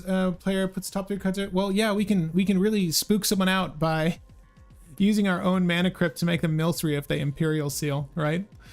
If they do any form of top deck tutor, just be like, you thought I wouldn't break my own mana crypt? We could do that. I'm going to say we keep this hand and just go the slow route. I would have preferred to have like a turn 1 play, any form of, you know, hate bear, but this is fine. Okay, let's go. What do we want? We'll go for a Badlands. Why not? Okay, boom. Boom. Soul Ring? Sure. Grinding Station? Sure. Do I mill my... No, we're not going to do that. Not going to do that. It's kind of weird to just put all this stuff out just to get hit by something, but we're going to do it, pretending that no one wants to do anything to us. Chris, thanks for hanging out. I'm sure the list is fine. We don't need luck, okay? Got a bunch of great minds working on it right now. No, thanks. I think that this list is going to operate fine. We really want a tutor. It would have been great to have a tutor here. It'd been great to have so many things. We have a tutor right there though, so we're pretty close. We just need those colored bips. Let's go ahead and take our next turn. Oh my gosh. You know, it's weird like having all this mana. Normally I'd be really excited, but I gotta say, we do need black actually, so I'm not gonna get the plateau. I'm gonna get the scrub-a-dub-dub. Oh no, not with this one. We're gonna use... Oh no, do I not have a fetch land for... Am I crazy? I'm gonna grab this. Oh no, okay, screw it. We can't do that. Never mind. Yeah, I can't grab scrub land. We'll need silent clearing. We need Hoarding Broodlord to get me a tutor. Because if we put Hoarding Broodlord down, we can get Saw in Half and then just go into Saw in Half, provided we have the mana requisite. But let's just do that. Let's just use that mana crypt because we got it. Let's put our mana vault down. Bearing in mind that we still need the red for our boy over here. Oh no, we've got red in Badlands. What do we need? We just need another colored tip of any color. God, this is such a weird slow start for having the most fast mana in the world. This has been an extremely slow start. Could we actually get away with just doing Underworld Breach off of Hoarding Broodlord? Okay. Anyways. Walking Ballista. Okay. The world is our oyster right now. We're gonna get... What is it? The Godless... not Godless Shrine. What's the red one? It's the... I even put it in the deck. Hold on. I think I want the red Caves of Coitus. Oh, wow, that's new. I like that. Blood Crypt. I think I want Blood Crypt.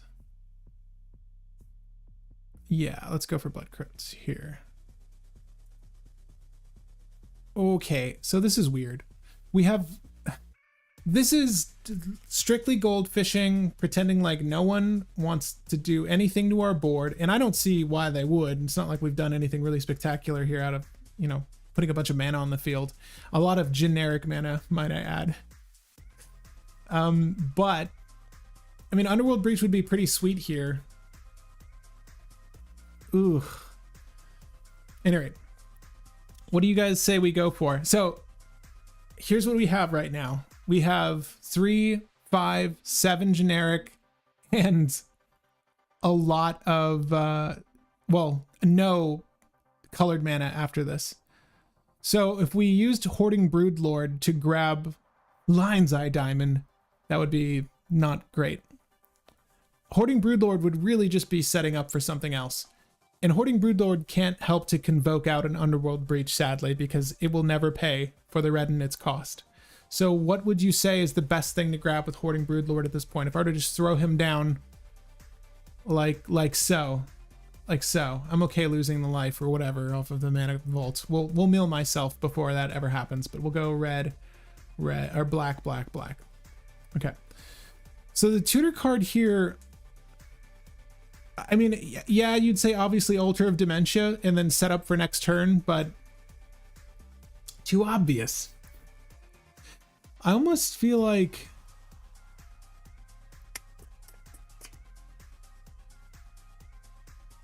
it's weird because I can make a case for a few things, like the Saw in Half play that I was mentioning earlier. Oh, you know what I don't have for that Saw in Half play? I don't believe we put in Burnt Offering, so we might want to consider putting in Burnt Offering. That's a good idea. Honestly, just including a Burnt Offering to just burn the Kroxa and Kuronos for 6 Rakdos is actually a smart idea. Like in the middle of that Altar of Dementia play, like if we needed the mana, it's not a bad idea. Saw in Half maybe. Yeah, it's weird because we've got a lot of outs here. Like this is something that wants Underworld Breach, but I mean, Dread Return's no good to us. Yeah, honestly, Saw in Half is probably my favorite option here. And technically, we could cast Saw in Half right now, but we've got not much else to do with it. Oh, what the hell? Why not? I'll Saw in Half our Hoarding Broodlord, and then that's going to make 2 more Hoarding Broodlords, so I'll make a copy token. So now... Like I said, we don't have Burnt Offering, so I'm going to have a card stand in as Burnt Offering. Just bear with me. Because we definitely want to put that in. That was definitely a concept for the deck. And then we would do Peer into the Abyss. Now, what's unfortunate about this scenario... You know, honestly, because I'm holding the Walking Ballista, like an Entomb Animate Dead isn't a bad idea either. Right?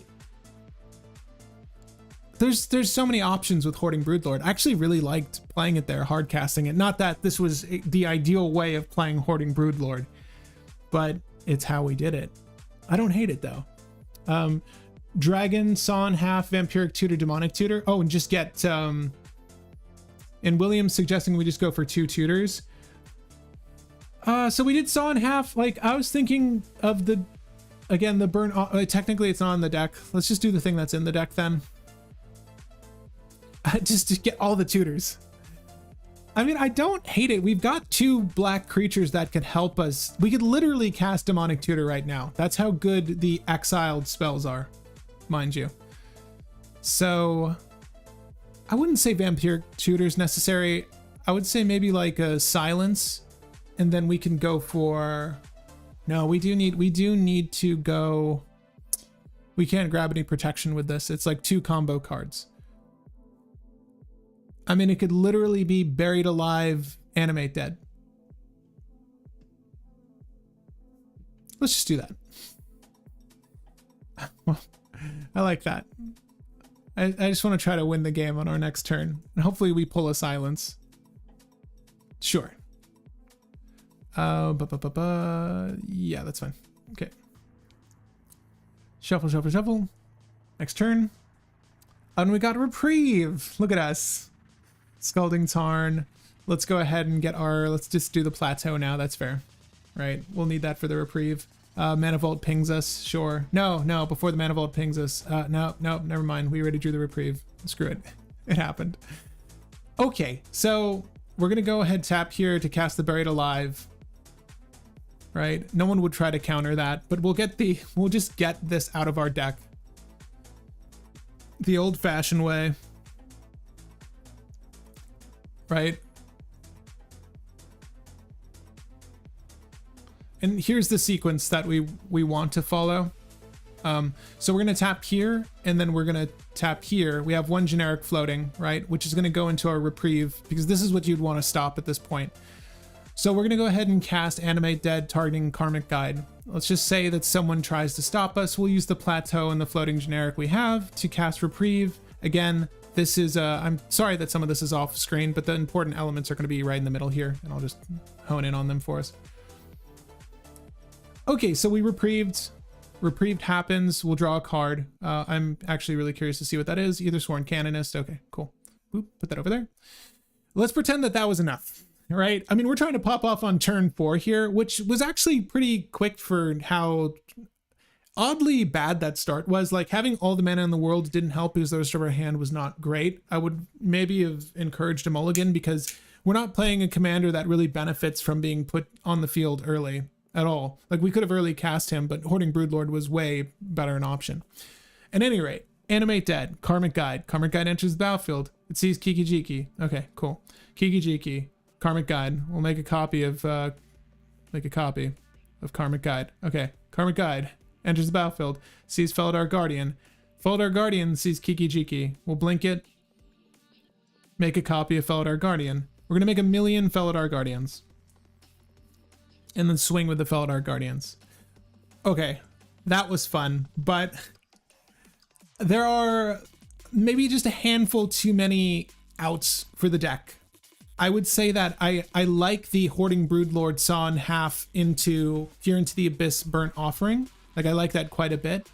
And as a matter of fact, I actually even like Sacrifice, because... Where's Sacrifice? Sacrifice is only for black, but I could genuinely see us using this to just pop off on turn if we need to. I'll actually sideboard Sacrifice for now, just because it's a lesser of the two. If I were to go for one, it would just be the Burnt Offering. But let me save that out. And we need to adjust here. Entomb Reanimate, right? Or that works too. Brick on your note. Like, you could have done I would say Entomb Animate Dead, right? Because we had Walking Ballista in our hand. So we could have Entombed World Gorger Dragon, Animated Dead. Hopefully it goes off. We drew a Reprieve. Who knows how you would have shuffled and drawed. But we did draw the Reprieve when it mattered. And then we could have made infinite mana, stop the line of play by animating any other creature, and then cast Walking Ballista for a lot, right? So that was another line of play. And my point being is that we've got a lot of lines of play here. So I kind of want to whittle this down. You know, honestly, at no point did I feel like using the grinding station Underworld Breach. Although that was like a oddly decent start with all the artifacts that we had, you know, in play. We only have, well, now 13 in total, so the probability of that is lower than it looked. I'm gonna, call me crazy, I'm just gonna take this out of here because I would rather we focus on getting like these World Gorger loops, or setting up Hoarding Broodlord, or just doing Altar of Dementia. The only wins we have are Walking Ballista with infinite mana. And right now, the only infinite mana line we have is World Gorger Dragon. Is that the safest infinite mana line in the game? No, but it's a 2-card combo. I would say that maybe the Orum's Chant or another silence effect to just ensure that we can get this to pop off would make sense. The deck list isn't that tight. I'm really fighting with like just incorporating World Gorging Dragon. I would say that it's probably safer to go with a Lion's Eye Diamond Underworld Breach sort of play. But we'll take those out and let's add in some more interaction here. I know it was mentioned off the bat to have more stacks elements. We don't have that many, so it's certainly a consideration. But I'm happy to add the Orum's Chant as was suggested, and I'm also happy to add a little bit more removal. We have 2 slots available now, so we might as well make the best of it. Also, we could do, you know what's funny? Like, we could do, we were talking about Self-Mill as a play line, and someone mentioned Stitcher Supplier. But it's when she enters the battlefield or dies, put the top 3 cards of your library into your graveyard. So technically, if she was out, she could work with the Hoarding Broodlord. She actually works really well with World Gorger Dragon, right? So if she, I mean, look, she's largely doing nothing unless we're trying to win the game with her. But if you play her for 1, you mill 3, you're sort of getting into the territory where you could potentially bring something back with Kroxa and Kuronos. So that's not a bad idea, right? It gives us an additional set of cards. But if we use World Gorger Dragon and her, she could start filling up our graveyard to the point where we could potentially set up a Dread Return, or, you know, obviously the Animate spell needs to hit a target, so we could just set it up that way. Much easier. I don't hate Stitcher Supplier in the deck. Again, it was suggested earlier. Happy to include it. Stitcher Supplier. And then we'll go ahead and add the Orum's Chant. And let's try this out a few more times, and then I think we're peachy on this one. Do we keep this? Just all of the expensive spells. I have not seen these new duels. Have you? Did you guys see these? How sick is this? I really love this as a Shockland. This one too. I did not see these new Unfinity duels. So is this a good starting hand? Not really. You know, we don't really want to cast Kroxa and Kuronos unless we're casting them into Altar of Dementia.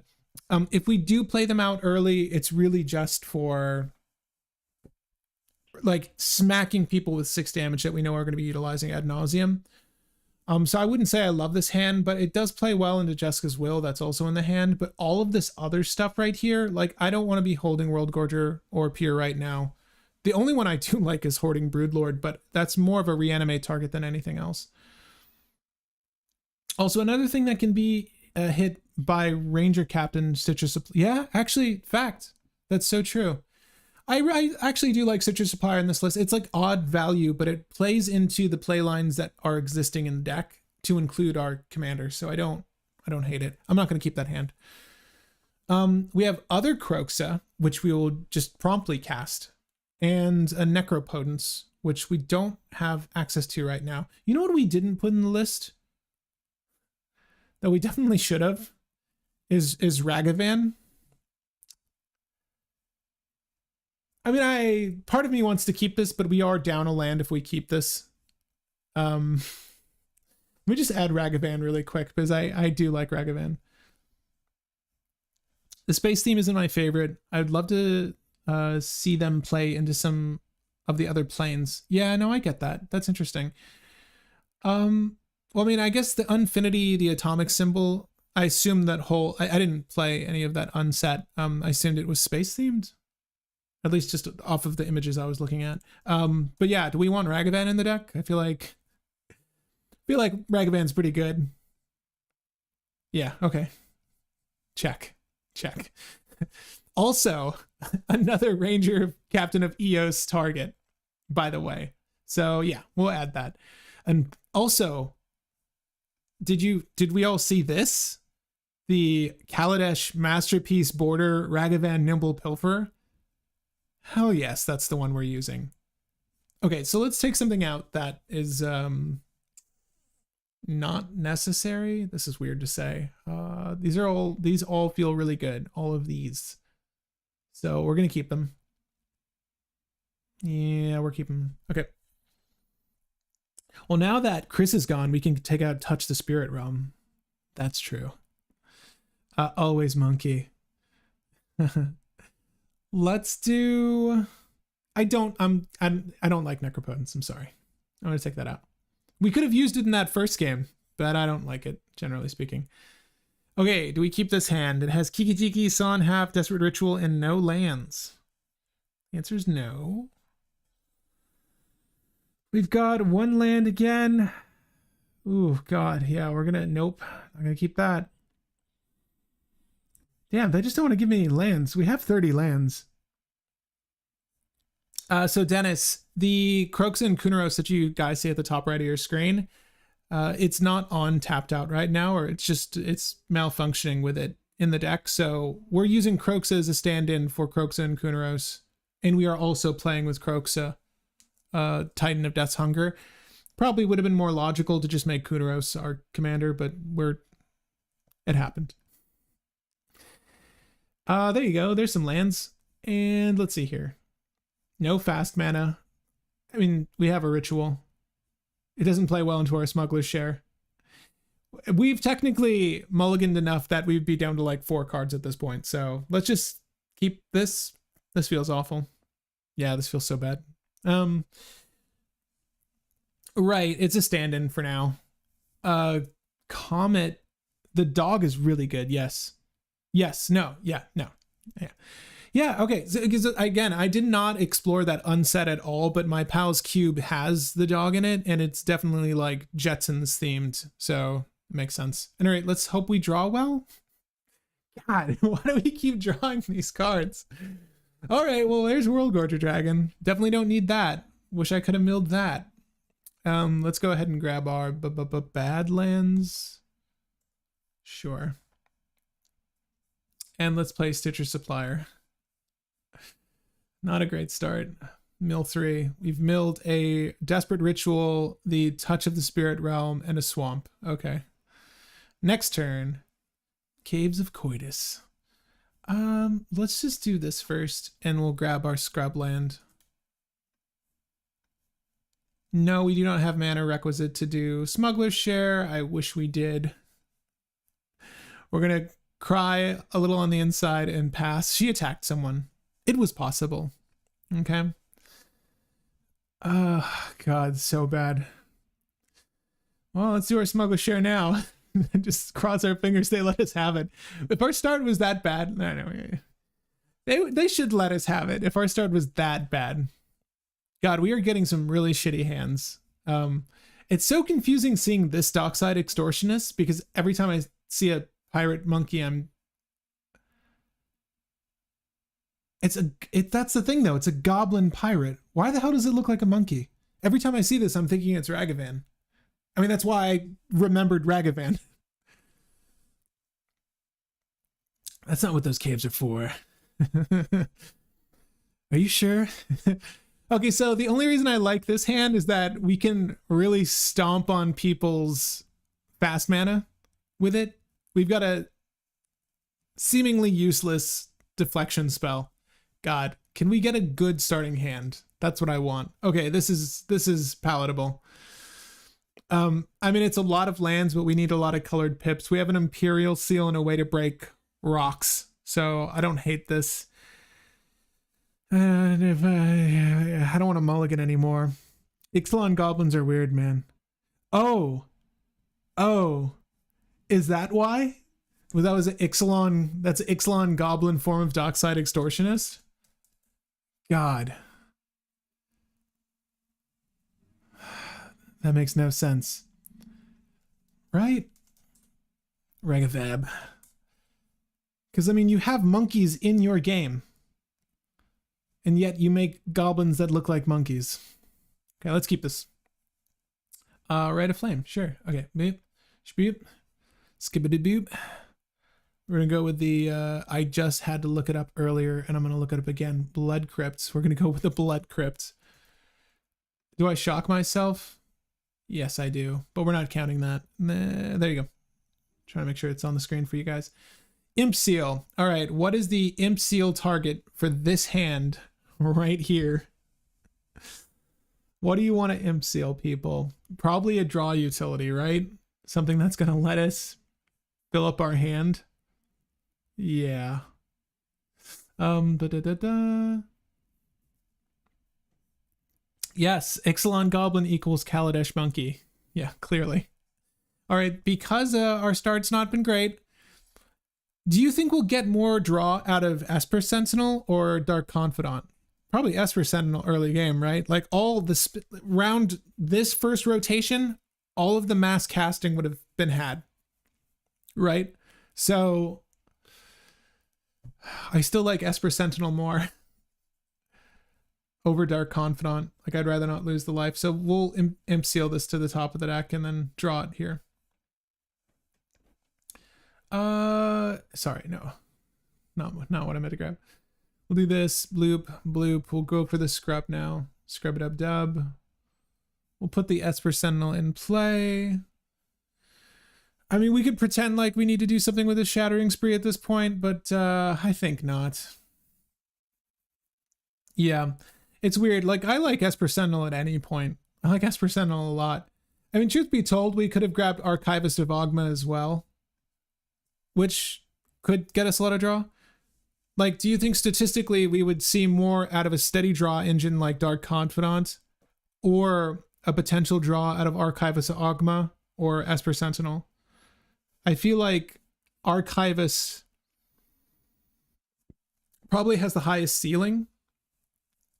Early game, when people aren't trying to pop off, they'll usually just pay the one for Esper Sentinel if it's not relevant. So I feel like you could probably make a case for Ogma over Sentinel here. Mercadia, did that plane have goblins? I don't know. Is that word? I don't know. All right, so let's pretend we got 2 draws out of Esper Sentinel on this rotation, okay? That seems fair. All right, we need all the mana in the world now, because that's Altar of Dementia. But because that's not happening, that's definitely not happening. I will put down the Esper Sentinel here. We could technically just do it here, this one. We'll do that. Slow things down a little bit. Hold up our Red Elemental Blast. So we've got some decent removal. Like if there's a Grafdigger's Cage or something we need to remove beforehand, we have Shattering Spree. We can replicate it and just double down on whatever that thing is. This is pretending we need to use Ride and Flame, which we will hopefully not have to do because we need 6 mana to cast Kroxa and Kuronos, coupled with the fact that we need an additional 2 to use Altar of Dementia. So like, that's why this deck feels like it would operate best off of an Ad Naus Ritual Ramp fast mana or Peer into the Abyss, right? I checked, it does not have Chiron Goblins, but they don't look like the original Dockside either. Huh. Okay, next turn. How many cards did we draw this time? Let's just say a solid 2 again. Let's be really favorable to ourselves. Okay, so you know what? That's bullshit, because if either Sworn Canonist was on the battlefield, odds are likely that they're just paying my ass for the Esper Sentinel, but let's just pretend in this pretend world we live in, Someone burned her, and then we got 2 additional draws. Sure. Someone tried to pop off on their turn 3. Okay, so we've got a lot of cards to play. We're going to put the mountain down. So we want the other planes? Nah, it's okay. It's cool. We don't need it. Honestly, the Wish Claw into... Could we potentially win right here? I think we can. Okay, let's try this. Oh, it would have been so cool if Ethersworn was still alive. So if she was still alive, we technically could... No. So hear me out. Here's what I'm thinking. If Ethersworn Canonist was still alive, we could like do this, Wishclaw Talisman, this to someone, right? No, we still need 1 more mana. No, we have Rite of Flame. Okay. At any rate, in our pretend world, Ethersworn Canonist is dead, but I think we could win the game right here with Ethersworn Canonist in play, is what I'm getting at. At any rate, we're going to put the mountain down, cast Rite of Flame. We're going to use 1 of the red and a black from the scrub land. I don't think we need this in this very moment. We'll use that to cast our Wishclaw Talisman. We'll use the other red to crack this and give this to someone. No, we don't have enough still, right? Because I still need 1 more to do. I'm trying to put World Gorger Dragon down, okay? I would really like more fast mana. We're still going to do that. They get the thing. Because Entomb is going to be 1 cost too costly. I keep looking at this like it's reanimate, but it's definitely not. That is definitely 2 CMC. Sure, we'll do that. We'll give it to that person, and then we'll hold for... we did it this way, because we definitely didn't do our math right. Right? Because we had 5 mana. 1, 2, 3, 4, 5. 1, 2, 3, 4, 5. Am I nutty? It's because this cost 1 to activate. That's why. Okay. At any rate. And then if we do this, exile target thing and return to the battlefield at the beginning of the next end step. The beginning of the next end step. Okay. That's interesting. Not their next end step. So it would have to be used on my turn. Whatever. We're not doing that though. We gave the thing away. We drew a card off Esper Sentinel, and then we take our next turn. We Red Elemental Blasted somewhere in between. Nope. Red Elemental Blasted somewhere in between because we had to. We ensured that that thing didn't go off. That person patched with Wishclaw Talisman to someone else. Moving on. We play a Plains. Okay. Now we can win. Oh my god. This is the most tedious win. But what I wanted to do was World Gorger Dragon for infinite mana and then Altar of Dementia, right? Ethersworn Canonist would have been our landing target on the Dance of the Dead. But what we could do is make infinite mana to cast this and then win. But because we have Jeweled Lotus here, we could actually just go for Kroxa and Kuronos with the Altar of Dementia. Am I right? Do I have my math right this time? It's 8 mana. 1, 2, 3, 4, 5, 6, 7, 8. Let's do the Kroxa and Kuronos thing because we have to do it at least once on the stream, okay? So, we want to do Altar of Dementia first. Uh-oh, it's coming. It's coming, people. We're going to use the basic plains, the basic mountain. Sure. Okay, got that out of the way. Cast. Now we're going to crack this. Please let it happen. White, red, black, blue on the Jeweled Lotus. Does it have to be your commander's color? No. Of any one color. Sure, blue.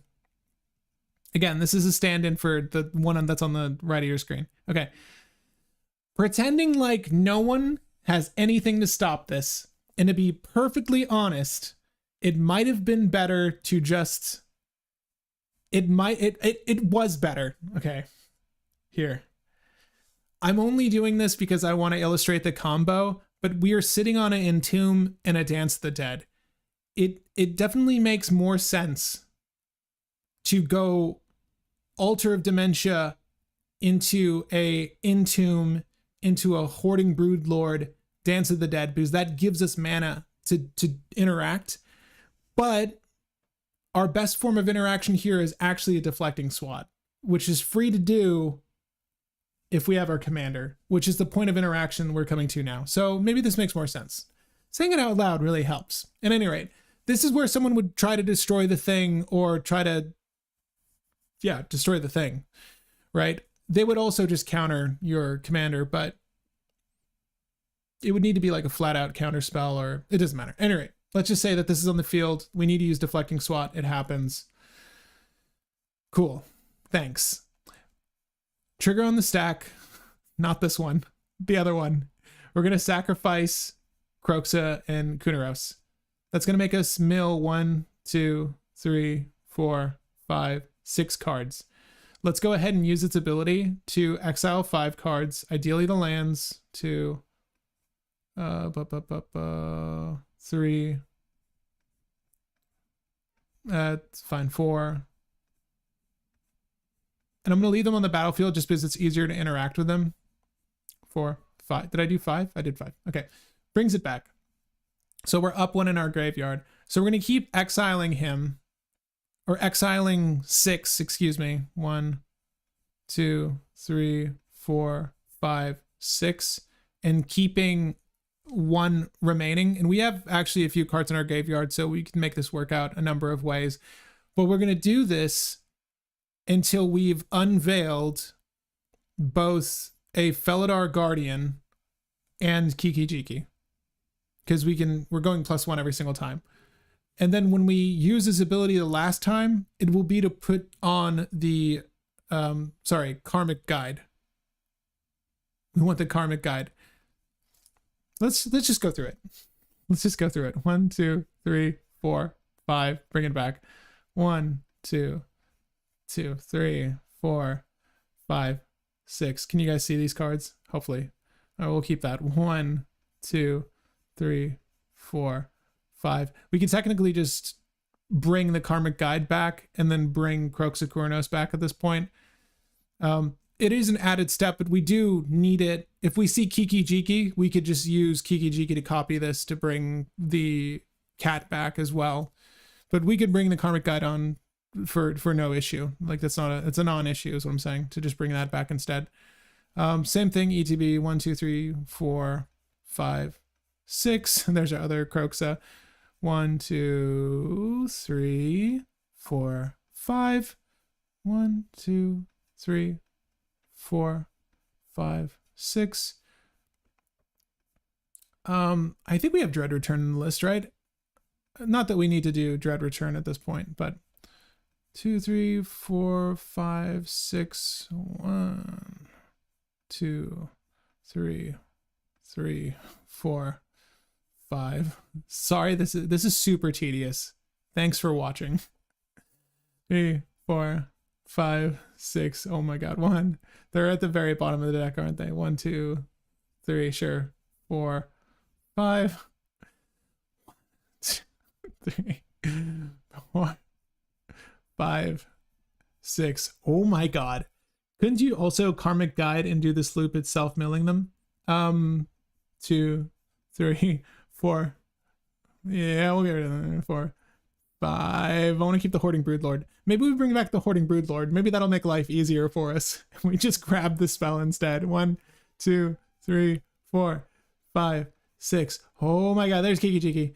1, 2, 3, 4, 5. Okay, because this combo utilized Altar of Dementia, don't forget that's there. Pat, don't forget that's there. We're going to use Kroxa and Kuronos' ability to bring back Kiki-Jiki. Kiki-Jiki is going to put a copy on the stack of Karmic Guide. Altar of Dementia is going to sacrifice Kiki-Jiki, milling 2 cards. Cool. Okay, there's a copy on the stack. Create the copy. This copy is going to bring back Kiki-Jiki. Cool. Then we do that to win. Oh my god. Oh wow, it's tough. Goldfishing's tough, let me tell you. At any rate, I'm sorry, I'm back. Frankie, it's okay. Nothing happened. Well, that's not true. a lot happened in that last turn, but it was just tedium. It was you, it's your opponents watching you. Just go through your deck. Rite of Flame is a non-artifact spell. So Yeah, no, yeah, there was no way. The math was off. Everything was off. What about Luminous Broodmoth?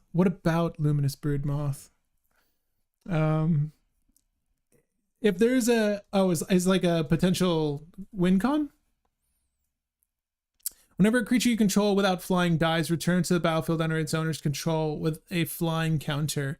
The trigger is a little different. We would still need Karmic Guide for what we just did. Anyway, couldn't you get Karmic Guide and then do the loop itself milling them? You could, yeah, you technically could brick mill them out. This is barring that there aren't any like Shuffle Titans or any sort of crazy bring their graveyard back to their library effects. Like you could mill them out and then when they go to draw on their turn, they deck themselves, right? It's just easier because it was on our main phase 1 that we could do that and then swing with a bunch of Hasty Angels. Like that just makes more sense.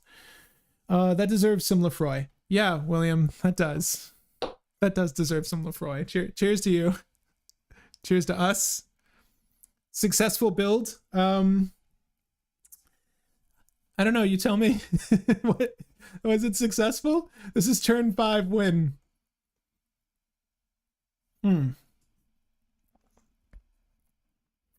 know, switching out some taking out Underworld Breach made this 12% more competitive. Or some percentile more competitive without Underworld Breach and Lion's Eye Diamond. I don't understand whether they're getting their math, but apparently this build, the way it is more competitive than it was a second ago with the Grinding Station line. At any rate, let me know what you guys think. I'm curious. Do you like the way that this is functioning now? Again, core play lines, and let's try to do some math. It's difficult, but is it still playing music for you guys? Here, music. Enjoy music. So if we were to go for and I actually really like this character in this build, the Hoarding Broodlord. I really like it. I like it a lot. Is it expensive on your life to reanimate? Yes, it's very expensive to reanimate. However, if you go reanimate Hoarding Broodlord, so it's 1 to entomb, 1 to reanimate, it is 2 generic to Saw in Half, that's 4 mana, and then you grab Burnt Offering, which is free, and then Peer into the Abyss. So technically it's 4 mana total to entomb, reanimate, Saw in Half, Burnt Offering, convoking it. If you guys can see this, I'm sorry if it's not totally on the screen. There you go. It free to Burnt Offering, make 8 black, 7 black and 1 red. Burnt Offering lets you do a mix of Rakdos and then cast Peer into the Abyss. That's pretty freaking good. And also you can reduce the costs, and it's actually very important that Burnt Offering sacrifice a creature, just make sure it's on your screen. Sacrifice a creature to add that creature's casting cost in any combination of red or black. It's important that it's red because it gives us the opportunity to hold up, hell, if Kroxa is not down, deflecting SWAT, because we can actually use off of the Saw in Half, we can use the other Hoarding Broodlord to help cast Peer into the Abyss to save us that much more mana. But it also gives us the opportunity to cast a Red Elemental Blast, Pyroblast, any form of interaction that happens to be in red and or black, Imp's Mischief, right? I like that setup a lot, and it only costs 4 mana. Bearing in mind, you do need Entomb Reanimate, so get there, and then you're good. Or it could be Entomb, Animate Dead, and then it's 5 mana total, but that's really not bad. Like, I actually really like Hoarding Broodlord a lot. In some ways, it feels less convoluted than... It feels less convoluted than Razaketh, to be frank. Yeah, I like Hoarding Broodlord more than Razaketh here. Maybe in general. I don't know. It just works really, really well with Saw in Half. And in case you're jumping in late and don't know what Saw in Half is, it is this really weird instant speed removal spell. because that's what it is. Saw in Half is instant speed removal spell. Destroy target creature. If that creature dies this way, its controller creates 2 tokens that are copies of that creature. Obviously, you want to do it your own thing. If you really had to, you can hit someone else's thing, but it's a bad idea. But it's a really, really good effect. But I like it a lot. What role does the original Kroxa play? Dennis, it was a suggestion to just have in the deck. Honestly, it's... So World Gorger Dragon really only has...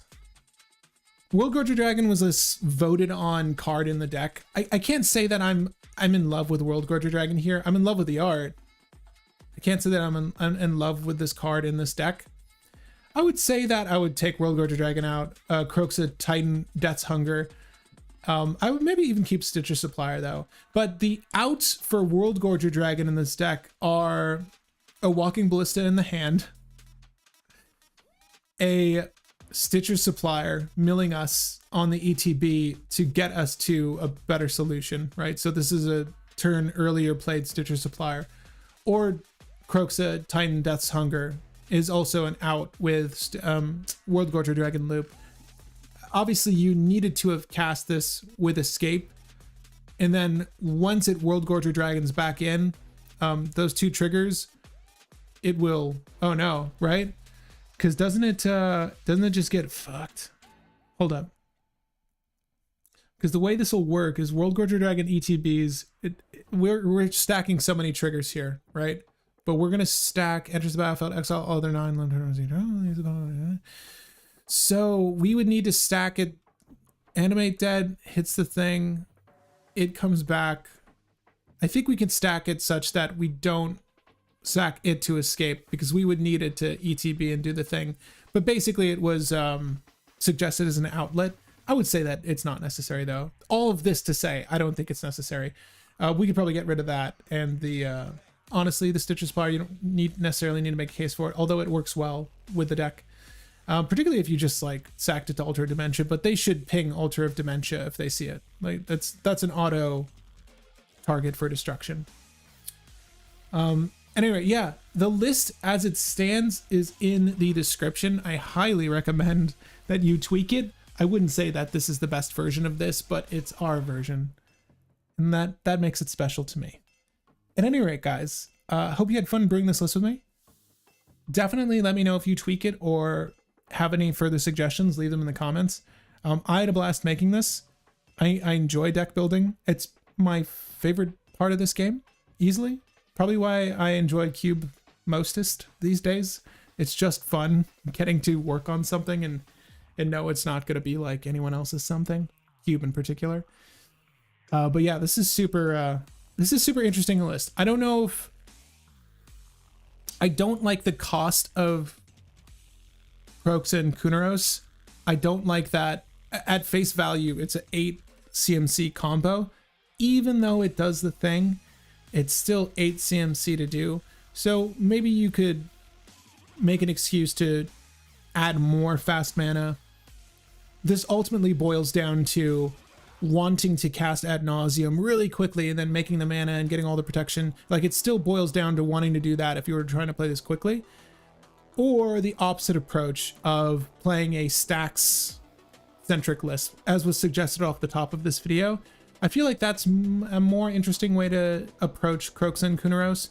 Maybe a stacks heavy approach that is looking to play mid to late, is not concerned about the ad nauseum, and is relying, I would say, almost strictly on the Kiki Jiki combo and or a Hoarding Broodlord setup to get to what the hell were we doing with Hoarding Broodlord? I mean, it ultimately devolved into a PETA strategy, but you could sort of do anything with that.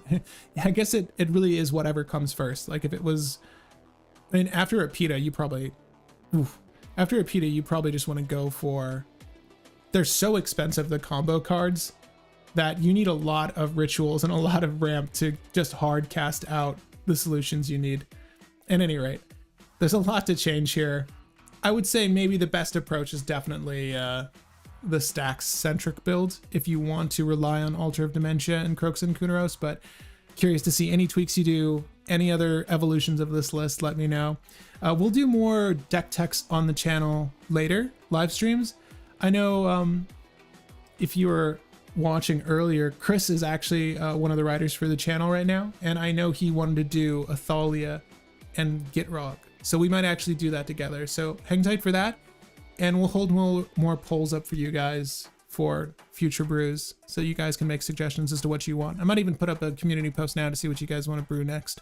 At any rate, I'm Pat, your local game guy, and I'll see you on the next one. I'm going to enjoy this Lefroy and finish working on this set review.